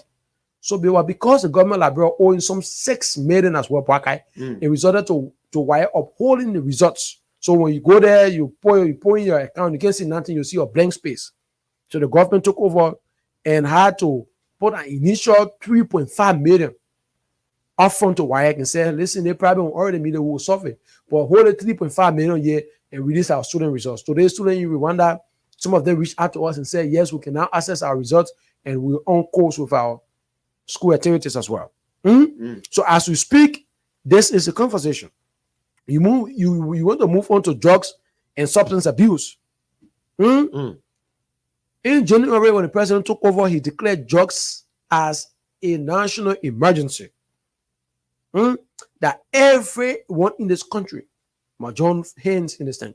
To validate that, it was the first time in our history that a certain president will go for drug tests. The president did that, committing himself to that. As well, we see other officials declare his asset. Other officials as well going for their drug tests or taking drug tests. On drug tests as well, on the fight against drugs and substance abuse, we have 123 irate youth who are being rehabilitated and reintegrated into society. Today, those youth are back into society as we speak. 123 youth were being reintegrated into society. Honor this government. That's the president's effort in terms of drugs and substance abuse. You want to move on to as well on the same drugs and substance abuse. The government secured about 50 acres of public land in Bento. And in the mind of the president, that land will be used for the construction of the National Referral Hospital for Addicts. So all those that will be, drugs, drug addicts that will be taken off the street. Before you go for rehabilitation, you'll be taken to the National Referral Hospital for Addicts. There where you go and then and you receive treatment. Or for some also say, we'll flush the drugs from in you. Then from there, before taking the rehabilitation center. That's some of the progress. Today, that land, there will be immense effort. I not been Abraham Nkrumah and Fadiga of Fortemon himself. By this time, we're seeing immense progress on that land as well. But that's some of the progress the president has made in the fight against drugs. You want to move on to sanitation. So when the president took over, he said it is of no secret that we have inherited a poor sanitation system. But what I have done is I have taken immediate action so as to address this problem. What the president did on sanitation, within a 6-month period, we're counting.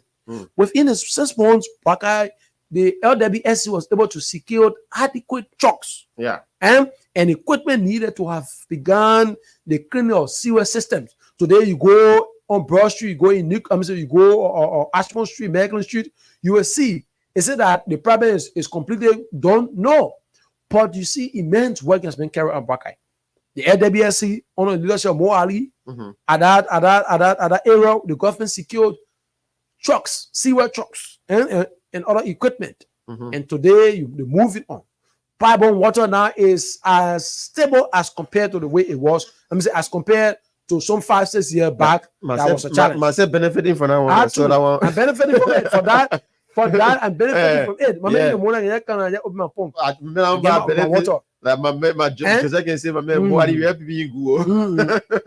So today, as we speak, the LWSC has had immense progress in restoring water supply in Central Monrovia and on the Bushville Island as well. And that of Kakata, today there are accounts in Kakata City that the LWSC has begun that work as well. So that was the president efforts in terms of sanitation. Yeah. In terms of agriculture, that is high on the president agenda. Bragai. The president, on the first 6 months, are taking immense steps as well to boost agricultural productivity in this country, which is the cornerstone of the economy. At times, we say some of these things. You say this thing is as accurate as you want to say it. In a president wisdom, to reduce the rice importation to at least 70%. Brakai. You know what the Ministry of Agriculture has done in the 6 months? The Ministry of Agriculture cultivated about 2,000 hectares of land in Bong, Lofa, and Nima counties.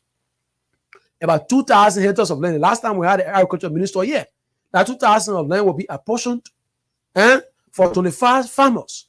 For the first 25 farmers, and the 25 farmers will receive about 4 hectares of land. That's how the government will do it and give it to these farmers. And you come and have and do your production. Government will subsidize the process as well. So some of them will be producing rice, some of them producing corn, cocoa, coffee, and different agricultural produce. In addition to that, the Ministry of Agriculture has begun the cultivation again of about 1,000 hectares of farmland at the former multi-purpose there in Bon County. Today, there are testaments of such. You go there today, you see immense work on that former or land space. In addition to that, on agriculture as well, the University of Liberia, the government began the cultivation of the University of Liberia at the Fenner Campo, the farmland at Fenner Campo. So, in the wisdom of the president, those students are studying agriculture at the University of Liberia will have access to first-hand practical as well. And the farm will be used for research purpose and also be used for production and to help the agricultural department at the university. So that farmland accounts their cultivation, there are already work going on that land as well. That's some of the steps. You want to record as well on agriculture as well. The president said, listen, we have launched the National Agricultural Development Plan. That 5-year plan will guide our administration. That it clearly explains the government agenda in terms of agriculture. What we want to do on the 5 years. All of what I just explained, reduce 70%, rice importation to 70%. What the government did, the government said we will secure farmlands. So currently about 2,000 hectares of land across the across Bonk, Nima, Krembaso, and the different counties. Today, the Minister of Agriculture was here. The Minister of Agriculture appeared on the show and said we have secured already 100 hectares of land already been cleared, and we are pushing it just to that. In Bon County, I know each farmer will receive about 4 hectares of land. And tractors are coming. Tractors are coming at the end of the year. They also aid in mechanized farming. That's in agriculture. We move on to roads. And for road, I don't know if I must say about road. For roads, for too long in this country, witnessed in the southeastern region was a challenge. The southeastern region was challenging. It took us weeks to be in southeast. If you told someone that I'm going in southeast, I'm going Grange there, the person would think that you're traveling out of the world. You're not in the world, you're traveling out of the world. That's how it sounded at the time. It was like you go in Pluto, that you need sophistication in terms of even the objects that will take you to Pluto. That's how the conversation was when someone said, I'll go in Southeast. On the 6th year of George Weah, when we had the biomedicine president. So when Joe Barker took over in the 6th year, so within 6 months, Barker, that role has become pliable. And in the voice of Zopeno, he said, I don't know how the ministry, how the government are able to do the thing. Because even for us, county officials that have, exerted efforts, this place seemed totally impossible. All of this work was like totally impossible. Today, I don't even know if this thing would have been this way it is. Today, you open the phone line, people from Grand Jida will call in testament of the road condition.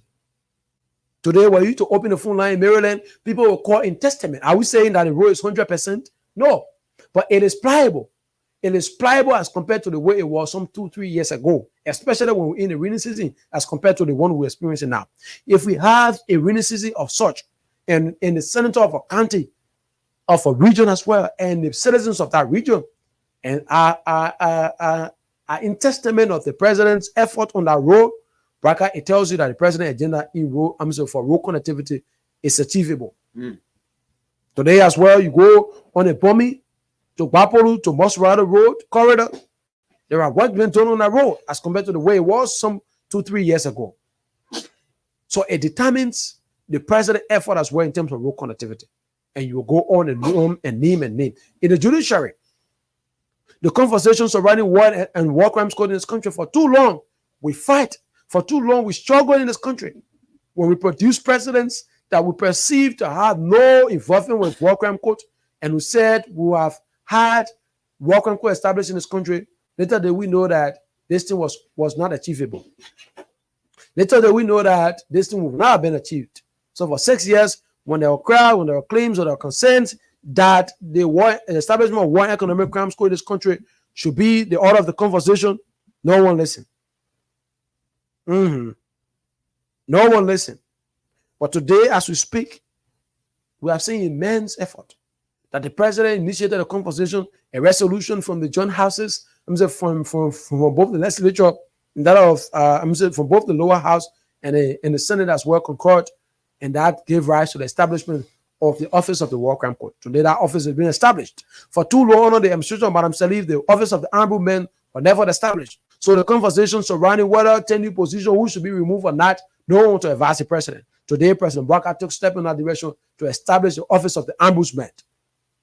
In terms of the judiciary as well, the president, in terms of the judiciary as well, you will look at the president has said, listen, we will allow all the 3 branches of government to function independently. When the Supreme Court ruled against the president's decision, the president openly and willfully admitted and accepted the Supreme Court ruling, giving hope that the judiciary system will be restored in this country. So we can use all of those accounts to say that the president, there are progress. Even though there are challenges, there are progress. You want to talk about the Liberian market, understanding that there is a need for sanitization and stabilization of the Liberian market, what the president did, and said we will make sure we maintain rice price on this market despite the challenges. When importers have said, this is what I want to do, the president, it took the decision of the president in his wisdom to say that we will make sure that we uphold the price of rice on the market as the way it is. To validate that as well, the president went further to instruct the Minister of Commerce, and they had the importation of rice open so that everyone desiring to import rice in this country will come and import rice, so as to take away the monopoly on the market. So when we look at all of these accounts, we can use them to grade the government and say there are progress as well. Under the president's 6 months as president of this republic. So there was stop, right? Okay, so we have already made the case. We will not outline everything because we are running with time. So we will open the phone lines. Previously, we had other government and other presidents, and they are 6 years in power, and Bouakai is, I mean, 6 months in power, and Bouakai is 6 months in power. We will be looking at the both. You will tell us what you make of the both the past administrations, not limited to George Weah, no. But the Ellen Johnson Sirleaf, the Charles Taylor, the George Weah, and other people, and comparing them to the Boakai's administration. So, folks, you listen to Harris. He read out some of the achievement under this administration. So now the phone lines are open. We'll take 1 minute per caller. Yep, 1 minute per caller. So you will call us on 0778 for the men. You will call us on 0778 665 699. Once again, for the men, 0778 665 699. And another number for the men is 0880 561 644. 0880 561 644 or 0778 665 699. 0778 665 699. But the women, you can call us on 0776 549122. The women can call on 0776 549122. Once again, 0776 549122 for the women. So we'll go to the phone line and take our first caller here on the line and say good morning. Welcome. Good morning. How are you doing? I'm doing pretty well. Your name, where joining us from? I'm Lawrence Foucault, and I do join you from 72nd Bill. Okay, Lawrence, go ahead. 1 minute. Yeah, thank you. What he's saying there is all true. We know that the president is doing well. And I know that even the 6th year, our past president, George Weah. So actually, what my brother is saying in the studio there is true. But we know that the president is laying up the foundation. Mhm. Yeah, it's the foundation right now that will stand on that foundation to increase. We know that it's not 100%, but we know that he's laying out the foundation. From the foundation, you will start elevation. Thank you very much. Thank you so much. Let's go back to the phone line. Take this other caller here. Good morning. Welcome. Yeah, good morning, Harry. Yeah, Mhm. welcome. Yeah, thank you. This is Fabian Do on every speaker. Yeah, go ahead, Fabio. You're live. Thank you for the topic. For achievement, I think for me, if the president has never achieved one greater achievement that is there, you should have to do with World Economic Council. Mhm. I wish some of us have been yearning for. And then one of the greatest achievements of Africa. Then for the challenges, for me, my of the president is by appointing that mayor at Memorial City Corporation. And brother, Like, I'm not challenging there. there is an issue. You know, sometimes when you say that thing, other people see that you have personal problem with other people. But you don't use people. And then you don't use our people, our mother, father, sister, and brother. You use them during the York operation to clean cities. Voluntarily, those people dig that way. And you took that job at Memorial City Corporation. Up to then, you are not even call those people to even say thank you. That is bad. Okay. So I think that was the right mistake the president ever made to get John Chapa as city mayor. For me, that's my mistake of the president. All right. Thank you so much for calling in 0778 665 699. Or the women can call me on 0776 549122. So the phone lines are open 0880 561 644. Are the lines that you can call. You will be live with us this morning on the Punch Breakfast Show on Punch FM 106.7. We are outlining the missteps in the achievement in 6 months. The day before yesterday, Joe Boakai presidency, we saw 6 months in power. What do you make of that? So we open the phone lines, and previously we talked about the invitation of Samuel Tue and Bill Tuawe and other people to the Liberia National Police on the reawakening of the case of the late Emmanuel Bati Newswa. So we still anticipating your calls 0778 665 699 Once again, 0778 665 699 or 0880 561 644. Let's take this person here. Good morning. Welcome. Yeah, good morning, sir. Doing pretty well. Yeah, I'm calling from District 2, man. I'm Musa S. Kennedy. Okay, Mr. Kennedy, go ahead. Yeah, my man, I appreciate you guys for this kind of program, man. This kind of program, it make people to really, really understand the issues that are going on in this country. You see, we appreciate this president because the road that we were running on is a Grand Union Road and so Eastern Road, sometime to go outside, Backleville. But day before yesterday, my brother left from here. Around midnight, I was calling him yesterday. He was in Plibo. Actually, I'm very happy and I appreciate. So you guys into transportation business, right? Yes. Okay. It will make our truck to stay long and will make money in those trucks. You understand me? Yes. Okay. So previously, how long you guys used to take on the road? 2 months, 1 month. Before you get there, the truck spoil everything. Chakla. We were suffering too much, my brother. You see, my brother told me last time, he said when he went to Zogwen before reaching to Tapeta, he saw the area, 2 trollers were in the hole there. Before in the morning, rescue team were there to move them from there. So yesterday they were the man on his way to Backleville now. Wow. So we appreciate the president. In fact, concerning about agriculture, somehow we know about tractor and other things. So when you bring it, we will let to apply.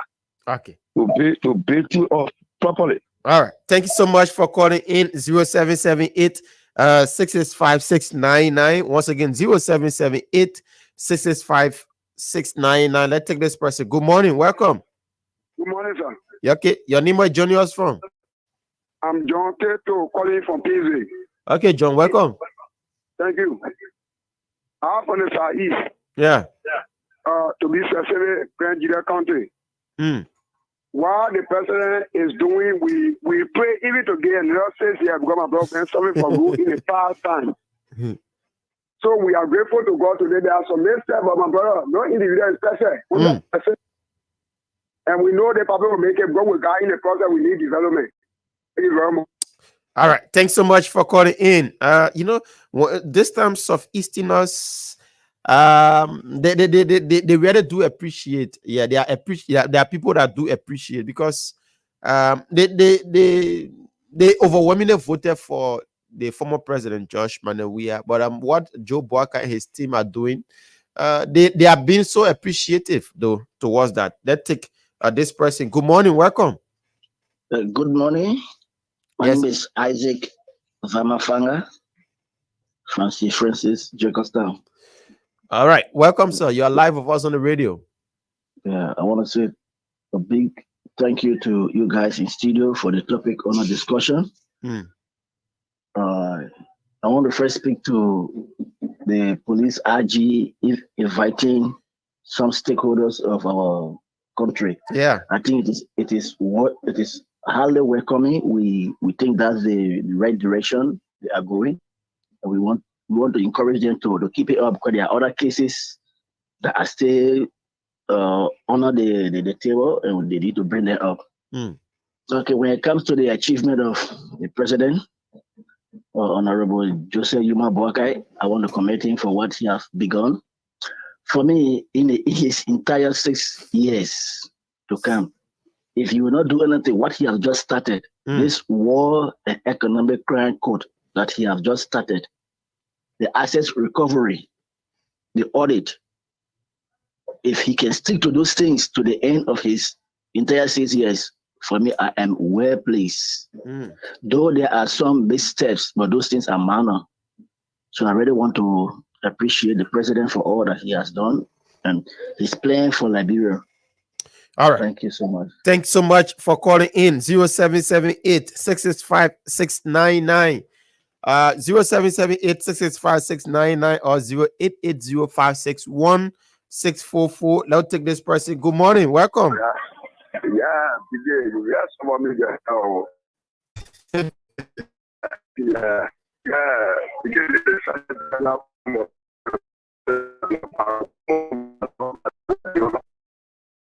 Then I call you off again.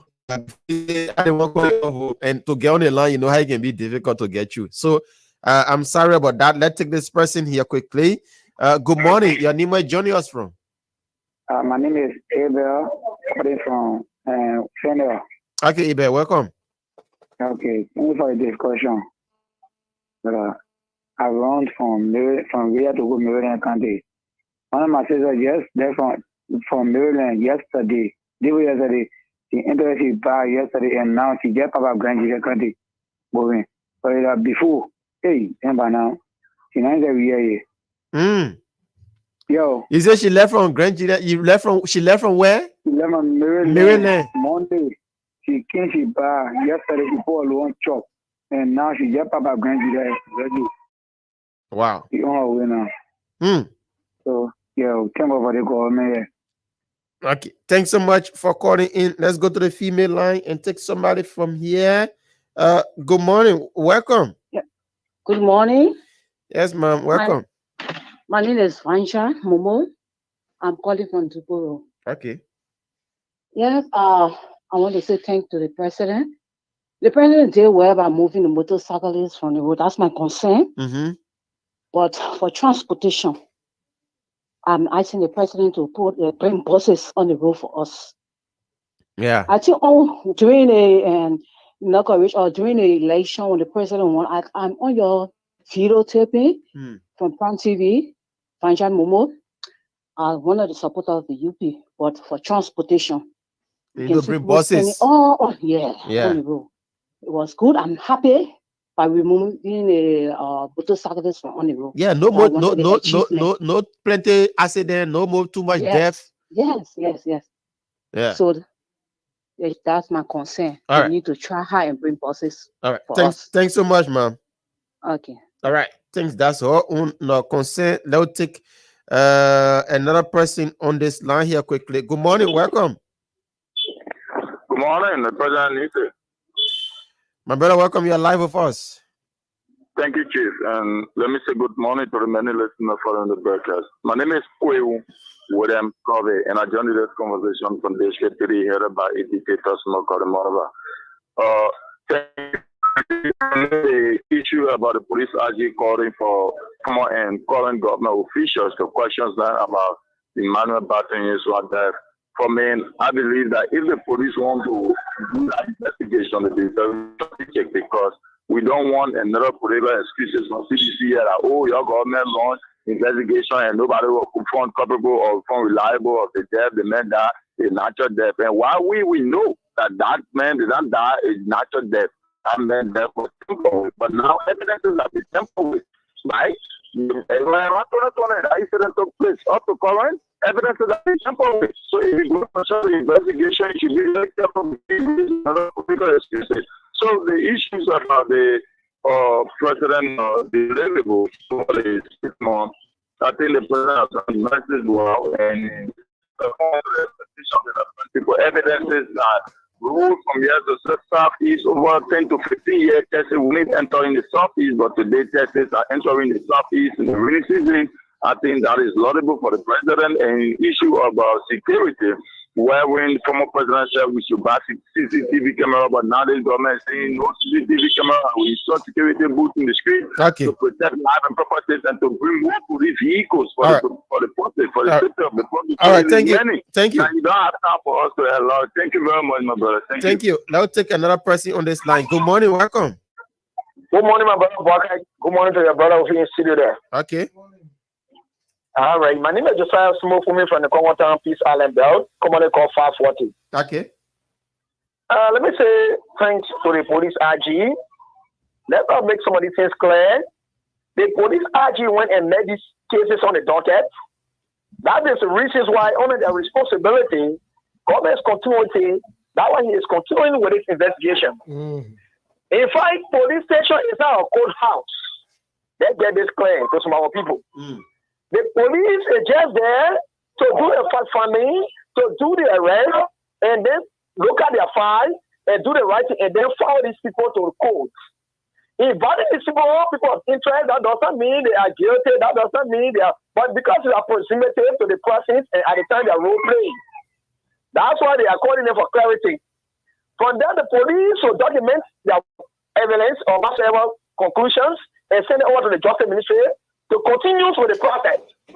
There's a criminal investigation. It's a process, not an event. So, that's what the police, what they met on the docket, they are raising these issues and they want to continue with it. And we say thank you to Colonel Gregory Coleman and his team for the work they are doing to the national police, because we need to bring some dignity to our police. All the time, like we the citizens, I love explicit confidence in the police based on how issues are going on in them and they will handle the issues. So let me say thank you to this dignity that you are bringing to the police, Colonel Gregory Coleman. This how things should be done. And let me say thanks to those of the people that unveil themselves to the invites, like Samuel Tuwe, Bill Travel, and others. Let me say thank you for their cooperation. All right. And let me go to the safety. But you've been talking all the thing now. Quickly, Bogai.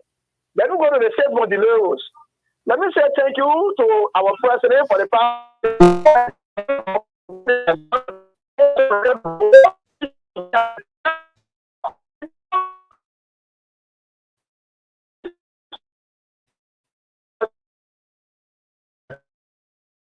All right, thanks so much. We'll take our last call, then we transition. We have our next guest. Good morning, welcome.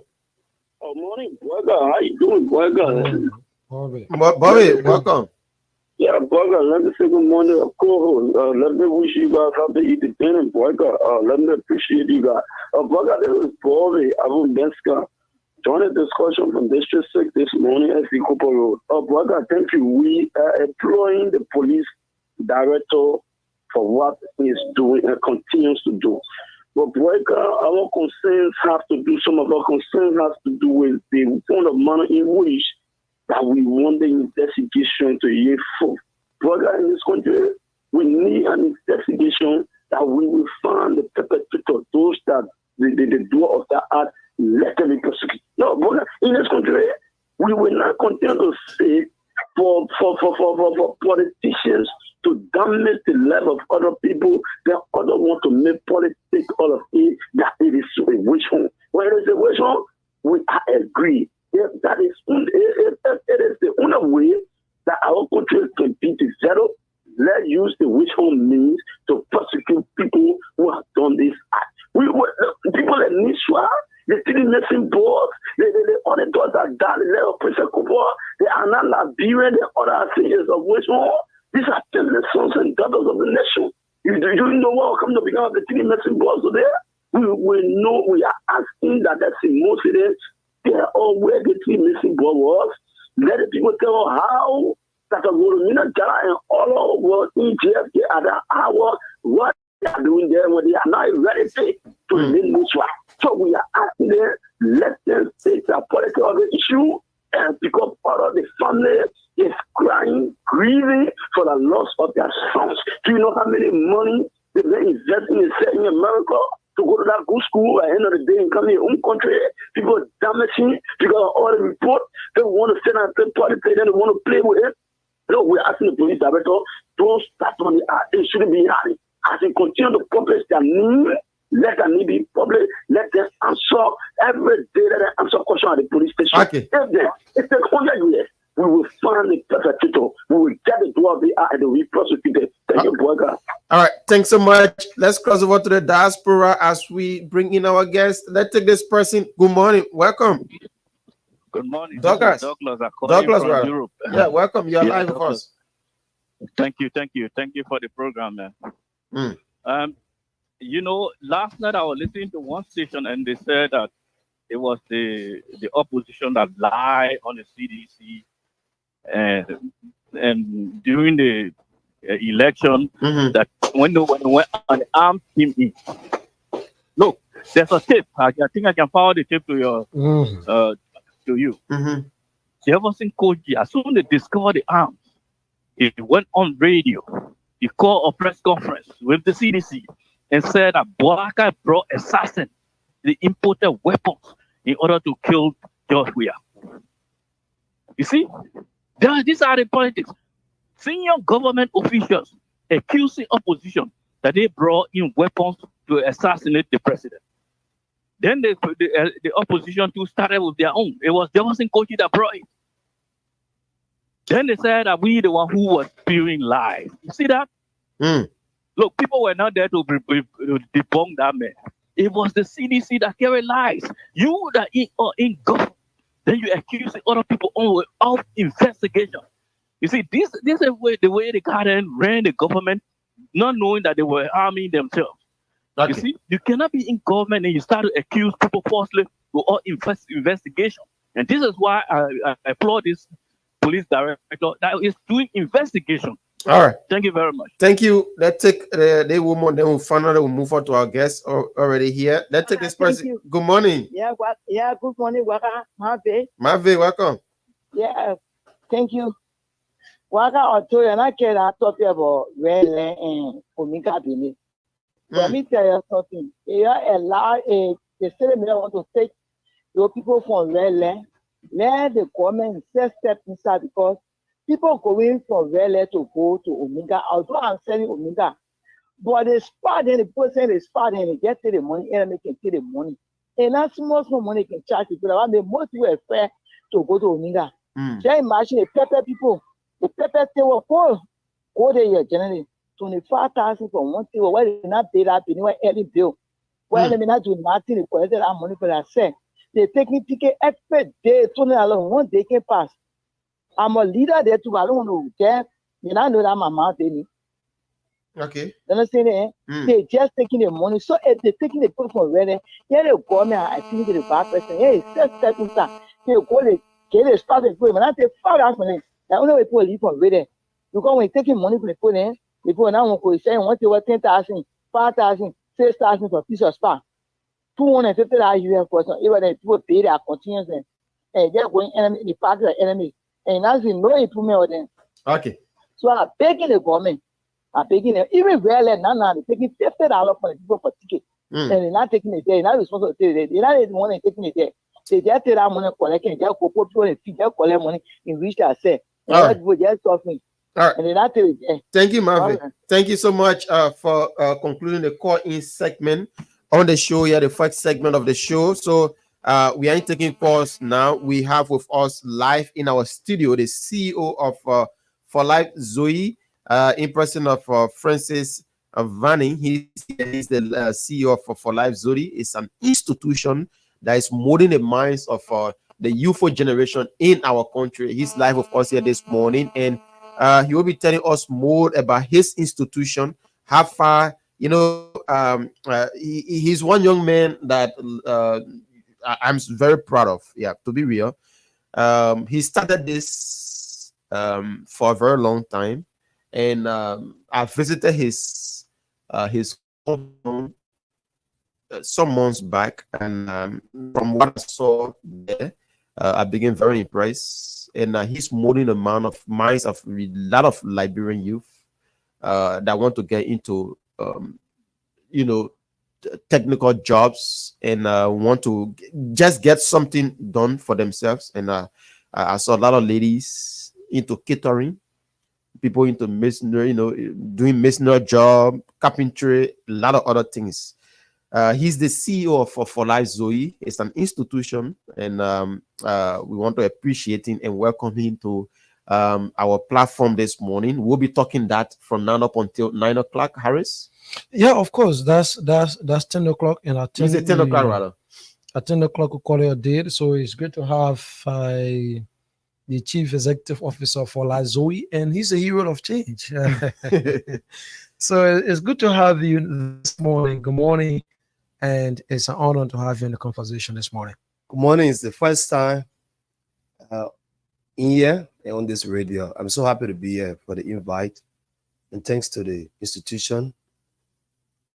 And trust me, we're going to get a good day. Okay. And they're going to be a good day. You appear, I mean, just, I felt that, I know the Momo hero of change who are bad, that one with securities and what have you. But let's begin up first before we transition to the main reason why we called you this morning. Do you feel honored down people calling the hero of change or the CEO? Which one of the titles you really love right now when people call you? I just love Francis. Mm-hmm. Francis, yes. Francis, the popular name is Bishop. Okay. I just love being normal. You know, when I went on a program this called 2 Sunday ago as a guest speaker, and then the guy walked to me. I mean, you know, why you did come with body guy? You know, I said, no. And actually, even when we're back, so I let it be cool, right? I believe in more work than physical appearance. The CEO arrive, you know, just let it be cool. A little bit cool. Go around my friends, play the football, let it be cool because it help you a lot. It help you to do more, remove, a level of greed, you know, that you're so better than others. Because I came from a background, very poor background, selling sugar for looking time, and to do community is not very easy. So seeing that life, then it's a privilege God used me to reach to the level. Then I believe that I'm all no. So my point is to always be cool. Okay, let's have a reflection. How was it for you as an individual in a highly competitive, process where you had several other young people of your kind that are contributing immensely to Liberia development? That Lone Stars or MTMA had to take you among the best among equals to be the hero of change, making impact that are visible across the country. You want to share with us your feelings? How was it for you as an individual? It was not an easy thing. But one thing I believe in myself, I believe that the work that I've been doing over the years will speak for me. And we have like 6,000 nominees that put up for the Momo Hero of Change 2023. And actually, I didn't know about that program. I saw one of my students that I've been training for life establish his own company. And then you're asking people to nominate him as Hero of Change. I was like, wow, this is my student, he's a graduate. And he asking people to nominate him. So what become me? I said, no, there's a need. So myself automatically nominated myself. And the others start to do. But it was a challenging thing. And most of the guys that were in the raceway, they are doing great work in different institutions. But for life, we have not received a dime for any institution like support. And most of the guys receive 40 to 50,000 to run their organizations. And I respect that. They are doing great work. And seeing us coming from the slum community, looking time, starting for a video club, training more than 8,000 young men and women, having affected 6 counties. So it was exceptional. And the amazing thing about that whole program was, there's a timing for everything. My number was 009. And last year, make me 9 years in marriage. So with that, I told the guys I'm going to win then. Like, oh, I mean, you're confident you're going to win. Oh, yes, earlier. I don't joke with my life. If I tell you, I mean it. If I tell you this is going to happen, this will happen. So I told them that I'm going to win then. And they were like, oh, wow, I remember my man Luther and my man Andrew. They're like, oh, man, if I let talking plenty. But I won then. But no disrespect, all of the guys are doing great work. They are doing exceptional work. And because of that, we became the Momo Hero of Change first winner ever into history. Because of our good work. When we started 8 years back, you couldn't have a typical Liberian in numbers doing satellite work. No, you couldn't get them. And I was trained by a Ghanaian Liberian, Mr. George Kwashi, who brought me into the spotlight, and then I received revelation to open institution. And we started to train people. And now we can boast down for life. It's the first satellite school in Liberia, training more than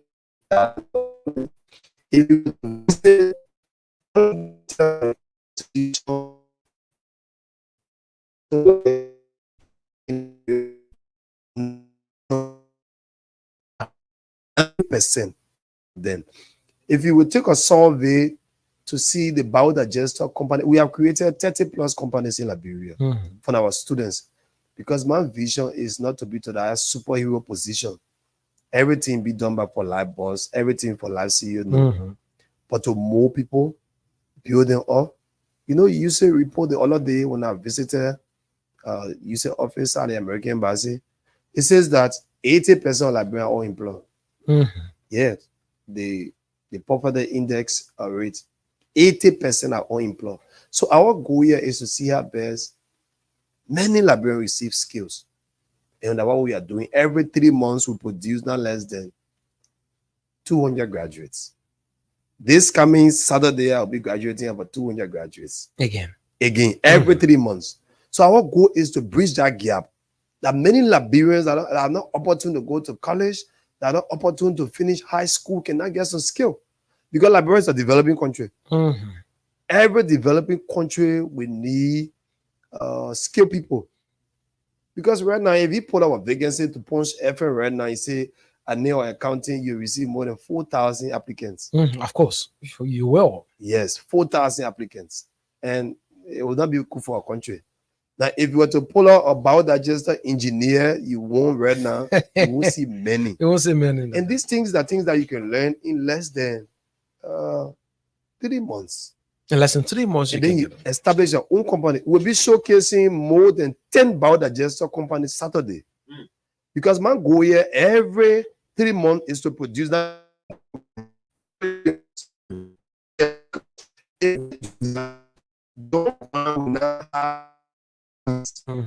Automatically, yeah.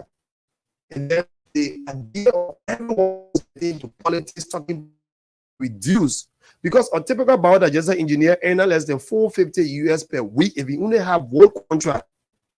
So trust me, if you work hard and have more than 2 to 3 contracts per week, so long per day. One contract it lasts for 3 days. You do the work the first day, after 2 days, dry, you close the thing, you put a chemical in, $450 US. When things run for a time, and not less than 1,000 plus US every week. And I can't even lay black. I'm not a plumber. Because people believe that if you want to be an engineer, you got to do all these things. No, you just got to get a technical know-how. So these are things we've been doing over the years that make us to win, learn, slide. You know, on the day of the award, the lady came in my ear and said, Mr. Vani, your vote was exceptional. The Braga been to our facility. By the help of God, we have built one of the tallest building on Peace Island. And 95% of our classes are fully AC, a vocational institution. So for life, it's not just, go rent somebody's classroom to have program that no. We are concerned about generational transfer. Let's look at the Momo Hero Exchange before we come to the institution of which we're going to talk some more on. This year edition is on. Is it that Lone Star prevented you from participating again? No, they didn't. But I didn't see you as part of the nominees. I turned down. There's a need. There's a guy said that a good dancer always know when to leave the stage. That's true. And when people respect you, give you a flower, give the other people a chance. Right? It's not for me. I don't let to be to that superhero position. If I'm going to get in the race, I'm going to win. I'm going to win. This going 2023, I train more than 1,000 plus person. I train the whole of Grand Bassa County free. Last year, I gave 500 scholarship. I gave President Walker 100. Yes, last year. In this year, I have gone 6 months. I've given close to 700 scholarship. Yeah, I saw you a few days. Just 2 days ago, I gave a high school 57 slots. Yeah. And now I encourage 5 high school to just call me Mr. Vani, my school graduating, or your graduating class, I give them scholarship.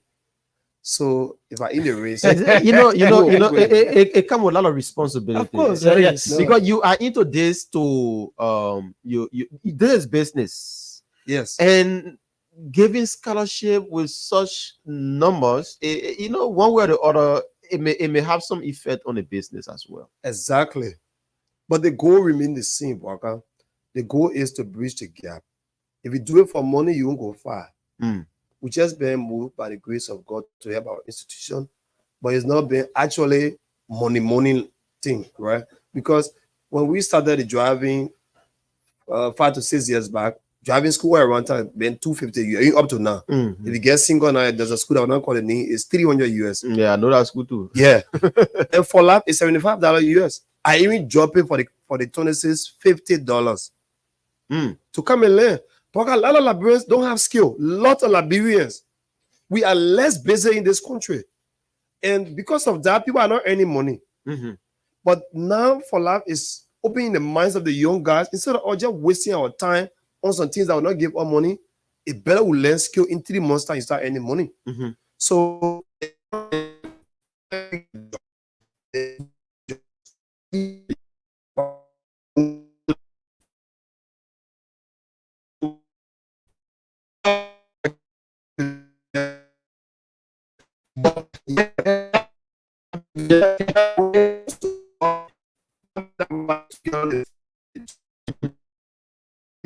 get a job.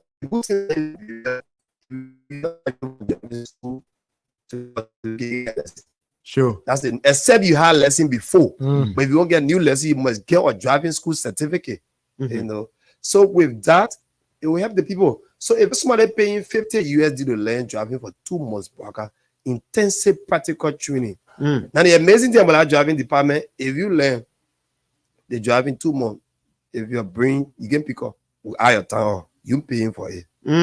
Our goal is for you to learn. And folks, this is not we are just using driving as a case study or as example, but they may have a lot of courses there: catering, carpentry, biodigester, plumbing, satellite dish, Are you doing electricity, cake decoration. Yeah, let's talk about satellite dish. Yes. How is it done? It's very easy. I teach you in 3 hours how to do it. And difficult. You know, people hear the word satellite engineer, they get afraid. I did satellite in Ghana for 4 hours. I received my certificate as the first satellite engineer from Ghana in Liberia. Now, satellite is very easy to do.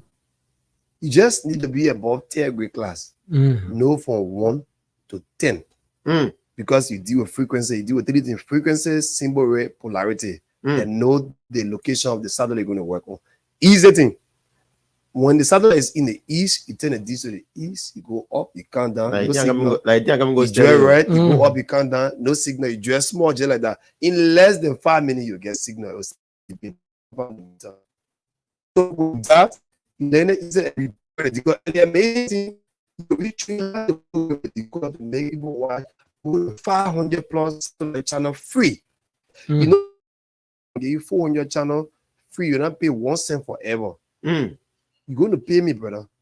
And if somebody give you $40 for that, that is fair. Now, that is free to air. It's not stealing thing to say, oh, that's secret for like give you to be stealing. No, we don't do that. DSTV brought in more than a continuum plus satellite DJs. The price is to be $90 for the package. The people drop the whole set to $15 for satellite dish, decoder, everything with 1 month subscription. So you don't have any right now in Liberia. The increase on satellite dish now is on a higher level. Sure. And you know how to the truck the other day, the scene where I'm looking, and I won the land to buy dish.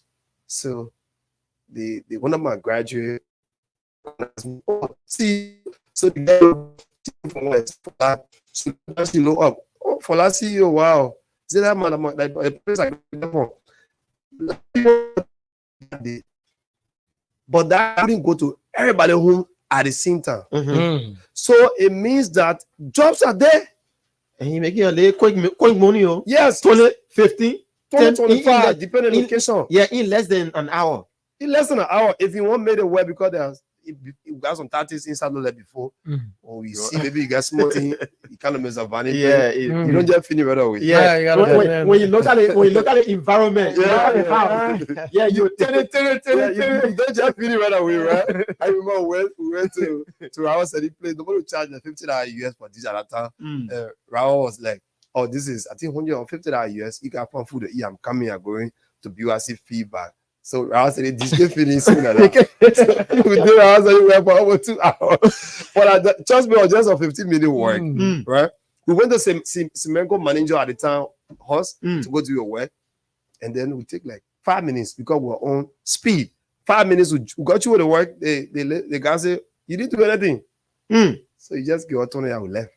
The next day, we make mistakes. She put AV instead of HDMI. Okay. So when we went back there, we saw the stuff. We put show on, watch one movie, put, and we finished. Yes, now you won. You know that was very bad. But actually, it pays. You don't have to be a college graduate to learn these things. Third grade student. And then how long it will take you to learn? It takes 3 months. We have package for that. You don't only learn satellite. You learn satellite. You learn biodigest. You learn security camera. You learn solar panel. All three are combined for 150 USD. Okay. You pay bit and pieces. And for those that listen to me on the radio, come 60 USD to watch piece. Check by listening to the Punch event today. Tomorrow, so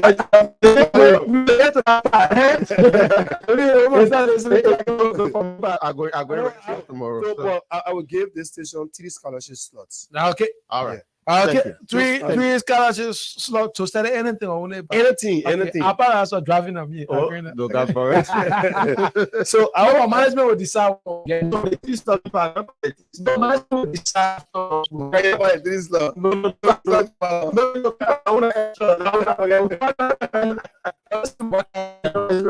Yeah, management will decide. We'll finish with 10 over on the staff. But I am basically concerned. Usually at time I listen for Life Zoe. I've been struggling to understand how you developed this name for Life Zoe. So initially, like 15 years back, stay with my parents and I started DJ stuff. So it's a coming DJ Bishop for Life. That was my name. Bishop for Life.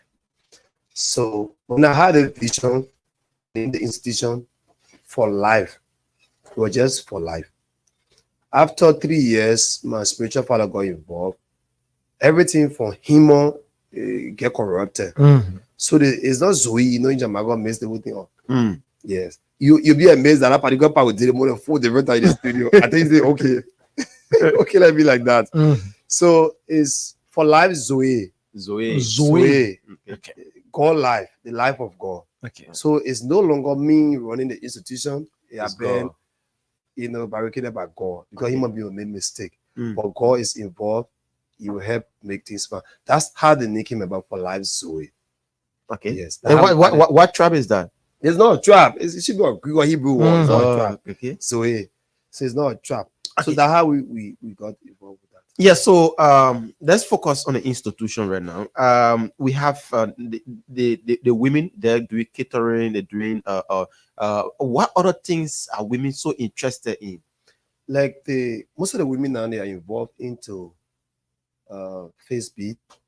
So you get most of our ladies that are coming to learn makeup. They're coming to learn the hairdressing, which is the cosmetology department. But every department I encourage the ladies to get involved with.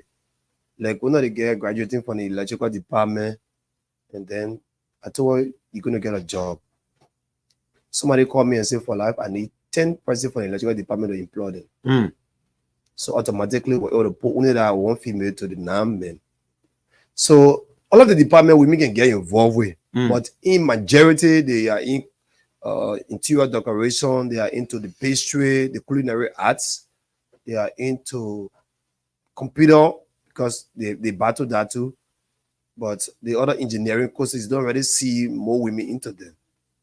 But these are things that you see women doing the pastry because many of our sisters don't know how to fix some food.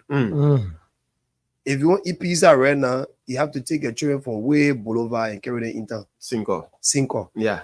But in for life, you learn all these things for 75 USD in 3 months. You learn to bake any cake. You learn to do any pizza. A lot of things there in 3 months time. 75 USD for 3 months? Yes. Wow. That's a giveaway. And you pay by installment as you well. pay small. And even if you come tomorrow, I'm going to pay small fees. You pay only 50. Just by listening to the show today. To the show today. Wow. Yes, that's a 26 giveaway. You come, we help pay. If we can do that 5 years from now, Baka, we'll have a lot of skilled people. You know, when I went Ghana 2018, many Ghanaians don't have degree. But they're working. But they have soap factory. They have this other thing with their hands. Just quick impact project that they learn. They have the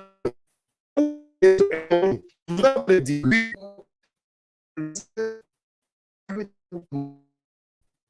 happen. But you can and learn some skill. Trust me, your life will get better. I did agriculture University of Liberia. I get BSc degree in agriculture, Boaka. But nothing.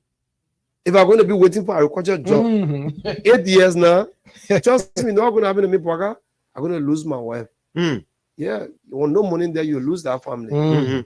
Because you can take care of the family, you are worse. So with the additional thing that I learned from my brother, Mr. Kwashi, and then when Ghana advanced myself, it helped me change my life. So what I'm saying, so every Liberians, instead of us focusing on one thing that is not bringing result, we can now switch to another thing quick and learn. Liberia is the best country, but I've been to 7 countries. I've been to 7 countries and I leave next week. No country like Liberia. You will not know until you have something to give you money. Let's say that there's a guy at my place yesterday, just to watch. Things to them. Just to watch. US.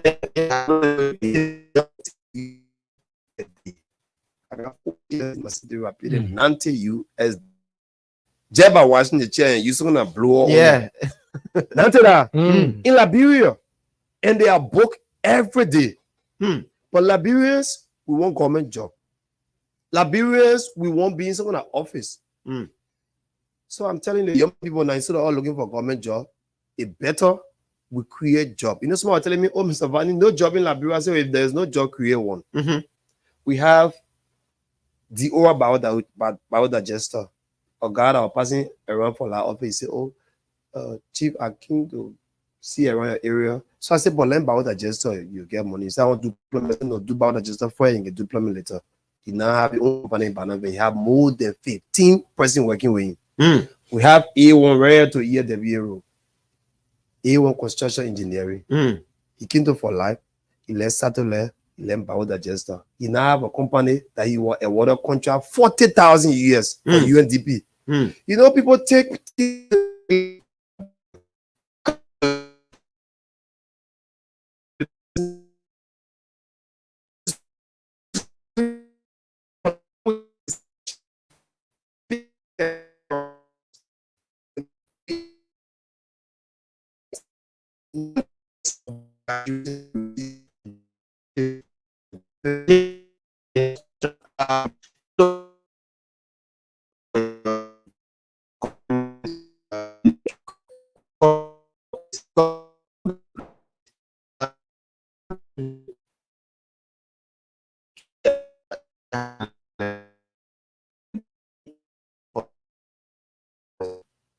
we have an electrical company that LEC saw contract that they worked to.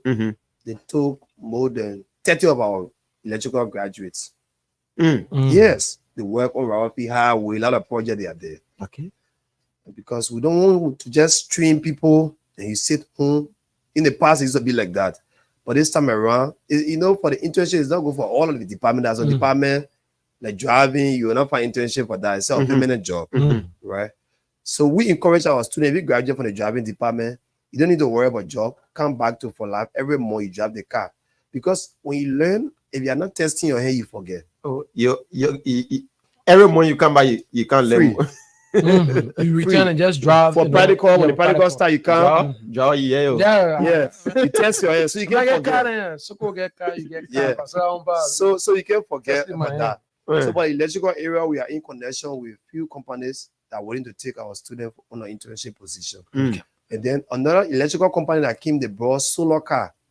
So they need electrical people. I receive 10 slots from them that they need 10 person to be employed for life. And there's a company to send me a mail. You know, when I started these things, people are not coming. I have never gone out to say I want internship for this. Yeah, you yourself go asking. No, so they've been calling. Okay, we need people. Somebody open a restaurant. Mr. Vani, I need 5 person to come work in my restaurant for your culinary place. They have sent 5 students there. And then somebody called me this coming week. They said they need more than 10 person to work in their company. That's my dream, brother. Yeah. I don't want people to just learn for life and to be like the other vocational school. And then at least get place to go intern. Like the biodigester, there's nothing like intern for that.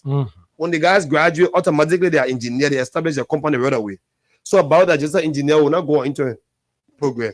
It's the only company, the only department for life that produce company every 3 You know, Harris, the issue about it biodigest, I don't know how they call it, biodigesting or biodigest.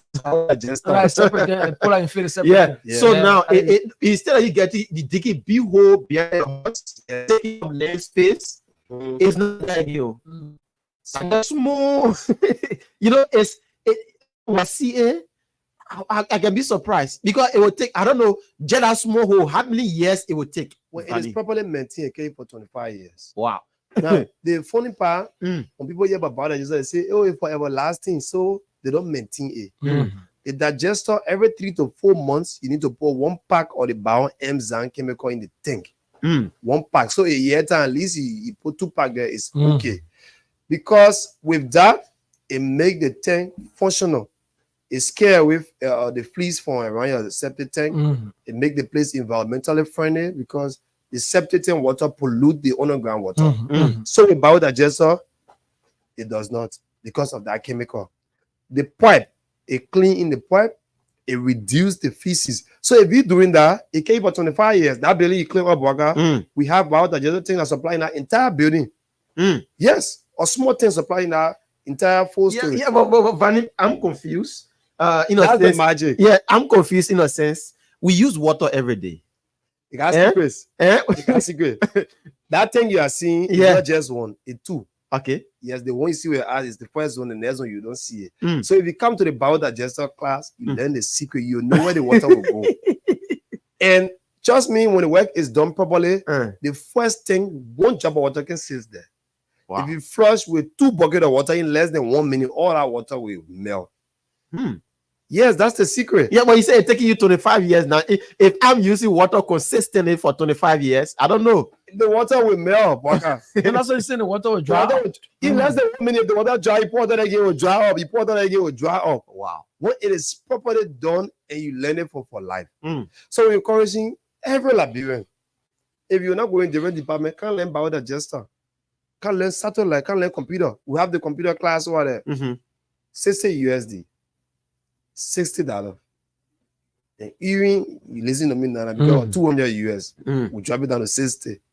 I can still pay some.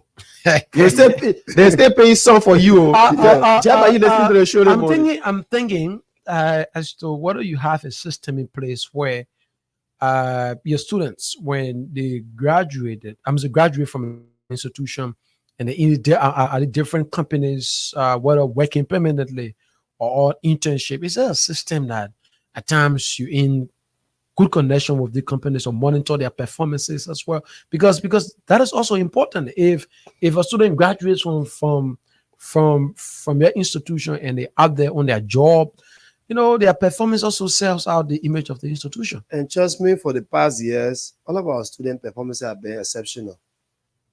You will imagine when K3 came 6 years back, for life student went there in huge number and they perform well. The electrical company now, they are even requesting, you know, when your student don't perform, they won't call you. Yeah, of course.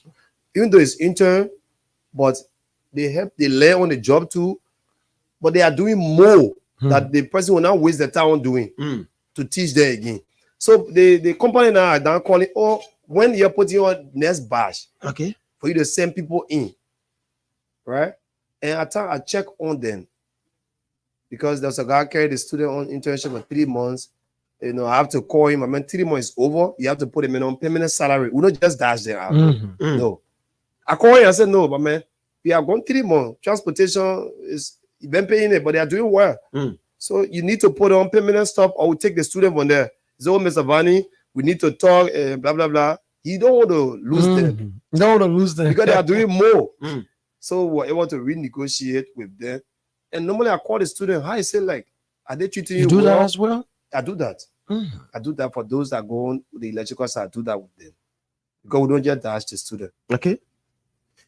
Yeah, folks, so you listen to the CEO of For Life, Zoe. We are here talking about, the molding the minds of Liberians. You listen to him, and His 26 giveaway is mind blowing. People already started calling. And I much appreciate him. You know, just by the last time I went there, I said, man, I want to go to school. He said, man, you wasting your own time. Like, didn't tell me, he said, you're wasting your own time because you come here at free. So, just by our conversation this morning, I have developed interest in even the satellite. Yeah, that's just 2 times. Yeah. That's my interest. Area I have interest in, and my friend said you want to go do driving. Yeah, I'm going to do driving. And they say they give me the station to this slot. That one part of management will decide. Management will decide. Yes, so we'll take some calls on 0778 665 699. The school is located. How can we locate the school? So we have our headquarters, Chicotan Peace Island. Mm-hmm. We have Tuporo, Coffee Last Junction, and then we have Cowell. Before the bridge, we have office there. Okay. And then we have office to 12 taught me I get to get a form. But you don't have the training 3 area: Tuporo, Chicotan Peace Island, and Cowell. Okay. These are the 3 Yeah, locations. so how's the turnout like? Students are coming in? Every 3 months, we have none less than 400% into our system. Wow. Different Every 3 disciplines. months. Yes. Every 3 months. So with the scholarship, trust me, increase. Let's look at the technical. Baka, before you take the course, I want us to explain a bit about the scholarship again that the CEO is providing this morning. So now full scholarship, yeah. So if the school fee for driving is 75, you pay 50,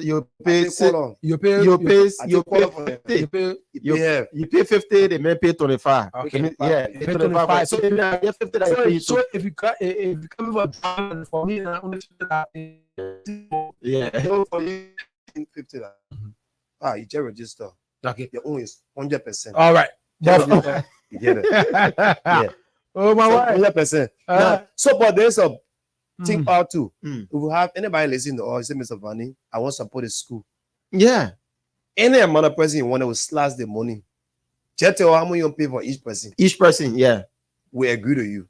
Yeah, so if you are a donor, you want to support a sister, Yes. you want to support a brother in his endeavor. You know, brother, a lot of posts too saying that they want to help people. Some people want to be represented and they want to be. So for those of you that are calling this morning, if you want to drive in, it was $75, but you pay only $50 $50 for 3 months. For 3 months. Get a form and sign on it. And sign on it. Yes. $50 you pay for. Yes, it was. So let's make it one. Tomorrow is the so tomorrow the driving pay $40. Register tomorrow. If for people that are not in the school, so if you already in the school, register for you. And for you. For new people. So for our new people come to Jakarta office tomorrow, be there by 10 o'clock. Come with your $40 with your registration fees. How much is the registration It's fee? 5,000 LD. Okay. You pay that man. And the good thing, there are good cars that you're going to learn on. So pay that man tomorrow. So you get like about 35 USD discount for you. Now the satellite is 150 USD. Tomorrow, just pay 100. Yeah, 50 that you take it away. 50 that you take it away. Okay, maybe get one set. Just pay 75. Okay. Then you take away 75? Yes. Wow. For tomorrow. For satellite. For satellite. So the bout adjuster is 150. Okay. For tomorrow, register and pay only 75. For And tomorrow. 75 I take away. Yeah, that's Tony said. So 50% discount. Now Tony said give away. So we have the pastry department, which is 75 USD. Just pay 35. $35. I just was spotted today. I was getting listening. 35. That pay 35. So tomorrow is Tony Eve, right? That's how we can help. Instead of people going celebrate, plenty of money around. Yeah. Come learn. Go drink liquor. Yeah, come and learn. Come and learn. So tomorrow, pastry 75. Must he talk to someone like that? we have cosmetology that you pay 350 USD. Tomorrow, just pay 200. I take 150 USD for you. Wow. It's an Amon course. And we got a lot of great things for those that pay their satellite fee 150 USD. Don't worry. I'm going to bring the satellite partner for you. free. It's something that I found out is it costs 100 USD, and when you pay your full amount, I give you a free. That's the good thing I'm going to do for those that will be doing What the is satellite. satellite funnel? The funnel is the meter that you use to track signal. Yeah. When you put on the dish, you hear the sound, pump, Yeah, you yeah. get it, you like it. And many engineers don't have. So I'm going to do a giveaway to 100 pieces of that. Wow. Yes, 100 pieces to our circle 31 student, not 30 that graduating Saturday, right? But Saturday putting 31. out graduates. Yes, I'm All right. putting out close to 200 graduates. Okay. Single Palace. So these are all of the giveaway. We have plumbing too. Plumbing, it used to be Carpentry there? No, we don't have carpentry. Yes, we have plumbing, we have electricity, we have air condition repair. So I'm like everything in for life.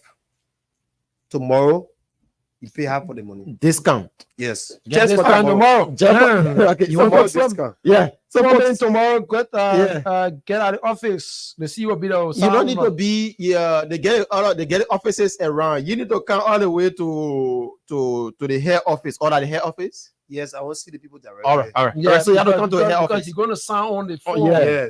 Yeah, gratis. All You don't right. have- So you have to come to the office to Jacobstown, New Hope, inside New Hope, Jacobstown. You announce the number before you leave. Yeah, You know, so yeah. folks, now you can call on the show on 077-8665-699. Once again, 077-8665-699 or 0880-561644. Let's take this first person here. Good morning, welcome. Yeah, okay. Morning. Yeah, you are live. Welcome. Thank you so much. Yes, sir. Yes, you want thank you for all the day. And I'm at the same thing for the head agenda. And I'm just on the national conversation this morning and start with the level. Well, what is support?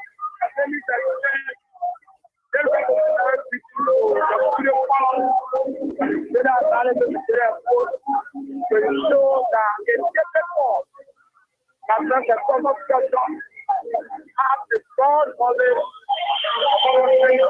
My man, to be real, your background is so noisy to the extent that we're not getting you clearer. I beg you have to call back, please. 077-8665-699. Let's take this other person here quickly. Good morning, welcome. Good morning, and this is Ibrahim Santo, youth chairperson of the Town Center community. Town Center community. Town Center community in District 15. All right, go ahead. And let me firstly appreciate the CEO for his numerous contributions over the years, especially to the young people. And we are one of those communities or environment that have benefited from this initiative from the CEO. Just few days ago, we received close to or over 20 scholarships for which young people will benefit. Besides that scholarship,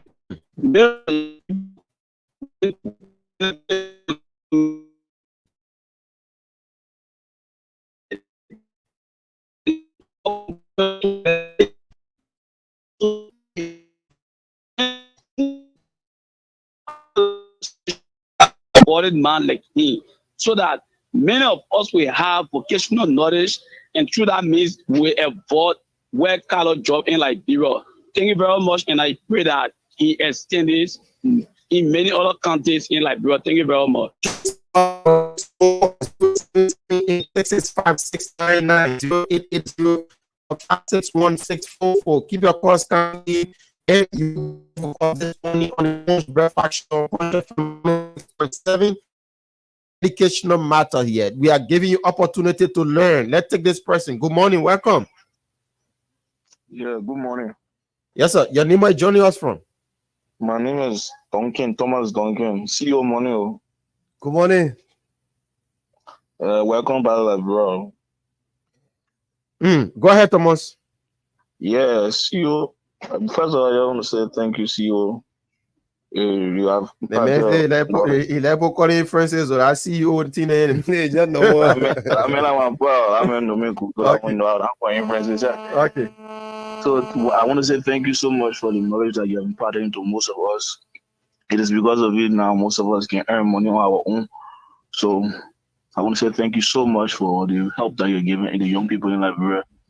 Yeah, like the money are going to someone and 35 for someone. So anything else. Come to the school, bro. Yeah, okay. All right. Thank you so graduate. much. Yeah, the man graduated. The man said when you talking about telephone to the We're not going to see you on no, a few 2-3 months from now I'll be calling you. I say I'm going to email on a telephone from somebody. 0778665699 or 0778665699. It is 0561644. Let's take this person from line 2. Good morning. Welcome. Yeah, good morning, brother. Yes, sir. Your name is joining us from? Fabian. Brother, this is Fabian Do for Yeah. every single. Okay, Fabian, welcome. Yeah, brother, let me say thank you to Francie. I think he's doing well. Brother, it's one thing that people overlook, but if you have money, and a lot of people that have to do with laundry. And many of our occasional institutions downplay that the money or the Americans can do that, but we have to do it into it. So I recommend the CEO to study that issue how to do with laundry. Okay. That will help many Liberians. Is why personally I'm involved to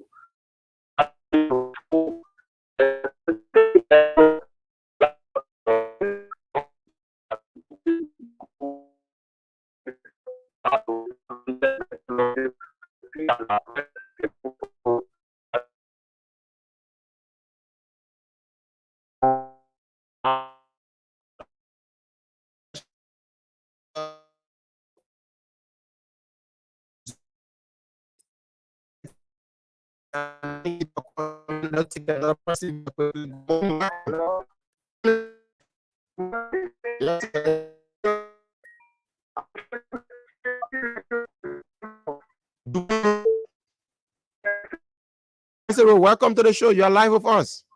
Okay, thank you. Interesting about against this thing.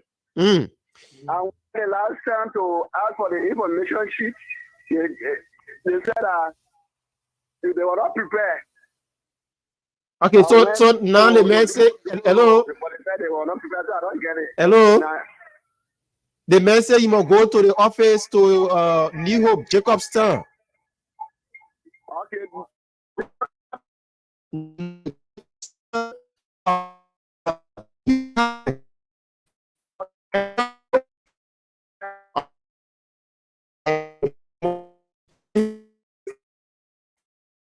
All right. Thanks so much. We take 3 more calls, then we come back to close up with Francis this morning. 0778665699 or 0880561644. 3 more calls. Yeah, it's just like a giveaway this morning on the show. Let's take this person. Good morning, welcome.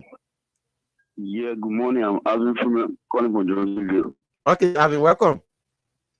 Yeah, I wanted to ask if we can get another for life program around us here. So which side are you calling from? Johnsonville, my man, from Johnsonville to Jacotown. Jacotown, my man. Come there, my man. Just Come Jacobstown. I'll try to reach out more. Yeah, New Hope. You know the play, right? Yeah. Okay. Come there, man. You want education? You want? Yeah. You can be making fun education. Eh? You want to learn? You can spend 2 behind A. Yeah. Just pay a way to come, bro. Now we take 2 more calls this morning. Good morning. Welcome. Yeah, good morning. Okay. Your name is joining us from? Yeah, my name is Aaron Bana. I'm calling from Johnsonville. Okay, Aaron. Welcome to the show. Yeah, I'm interested in the power digester. So I don't know what to say for the power digester. All right. Come to the office tomorrow. Yeah, they will give you more information to Jacobstown, New Hope. Okay, thank you. And you know inside New Hope? Yeah, I know New Hope. On the island way. Yeah. Okay, go there. You will see the office. It's a tall building, the longest building on the island that I play there. 077. We'll take 1 more call, then we wrap it up this morning on the show. A very mind-blowing discussion this morning. 0778665699 or 088. Remember, you need to sit down. You say, "Oh, you waiting for rescue mission to come and rescue you."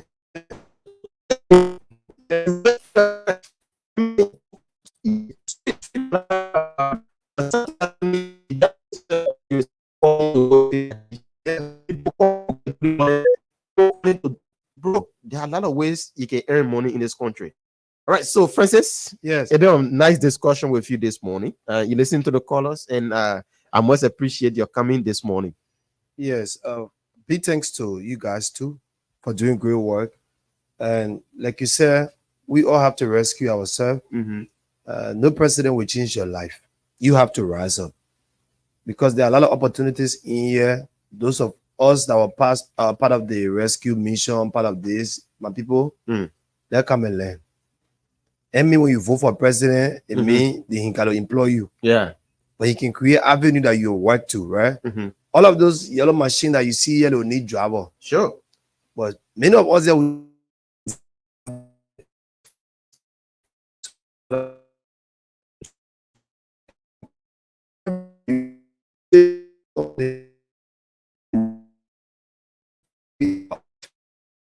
o'clock, you just pay half of everything that for like offer 350 year course, you pay half tomorrow, just half to come and learn. Because if we learn now, trust me, your life going to get better. Things are hard. Things will always be hard, but things will only be hard for those that will not learn. Sure. So if you learn, you live a better life tomorrow. So I'm going to leave my number out, and you can call after the show, maybe for direction. And some of you that want to call me personal or get my personal line, only for people that want to support me, and then you call me. But if you want support, you want ask for help, don't call me. Call the other line. So 0777. Now the helping line or which one? The line is the school line. Okay, the school line. Yeah. 0777 549606. Yeah, just take your time. 0777 54 9606. 06. Okay, folks. So if you want direction for the school, you want you want information about the school, or you want the opponent to tell you something good, the number to call is 0777. That's 0777 549606. Once again, 0777 549606. I better say you call this other line 0888 593345. Okay. 0888 593345. If you want to support for life, yeah. If you want to maybe pay few people's school fees, call me on my personal line 0888 78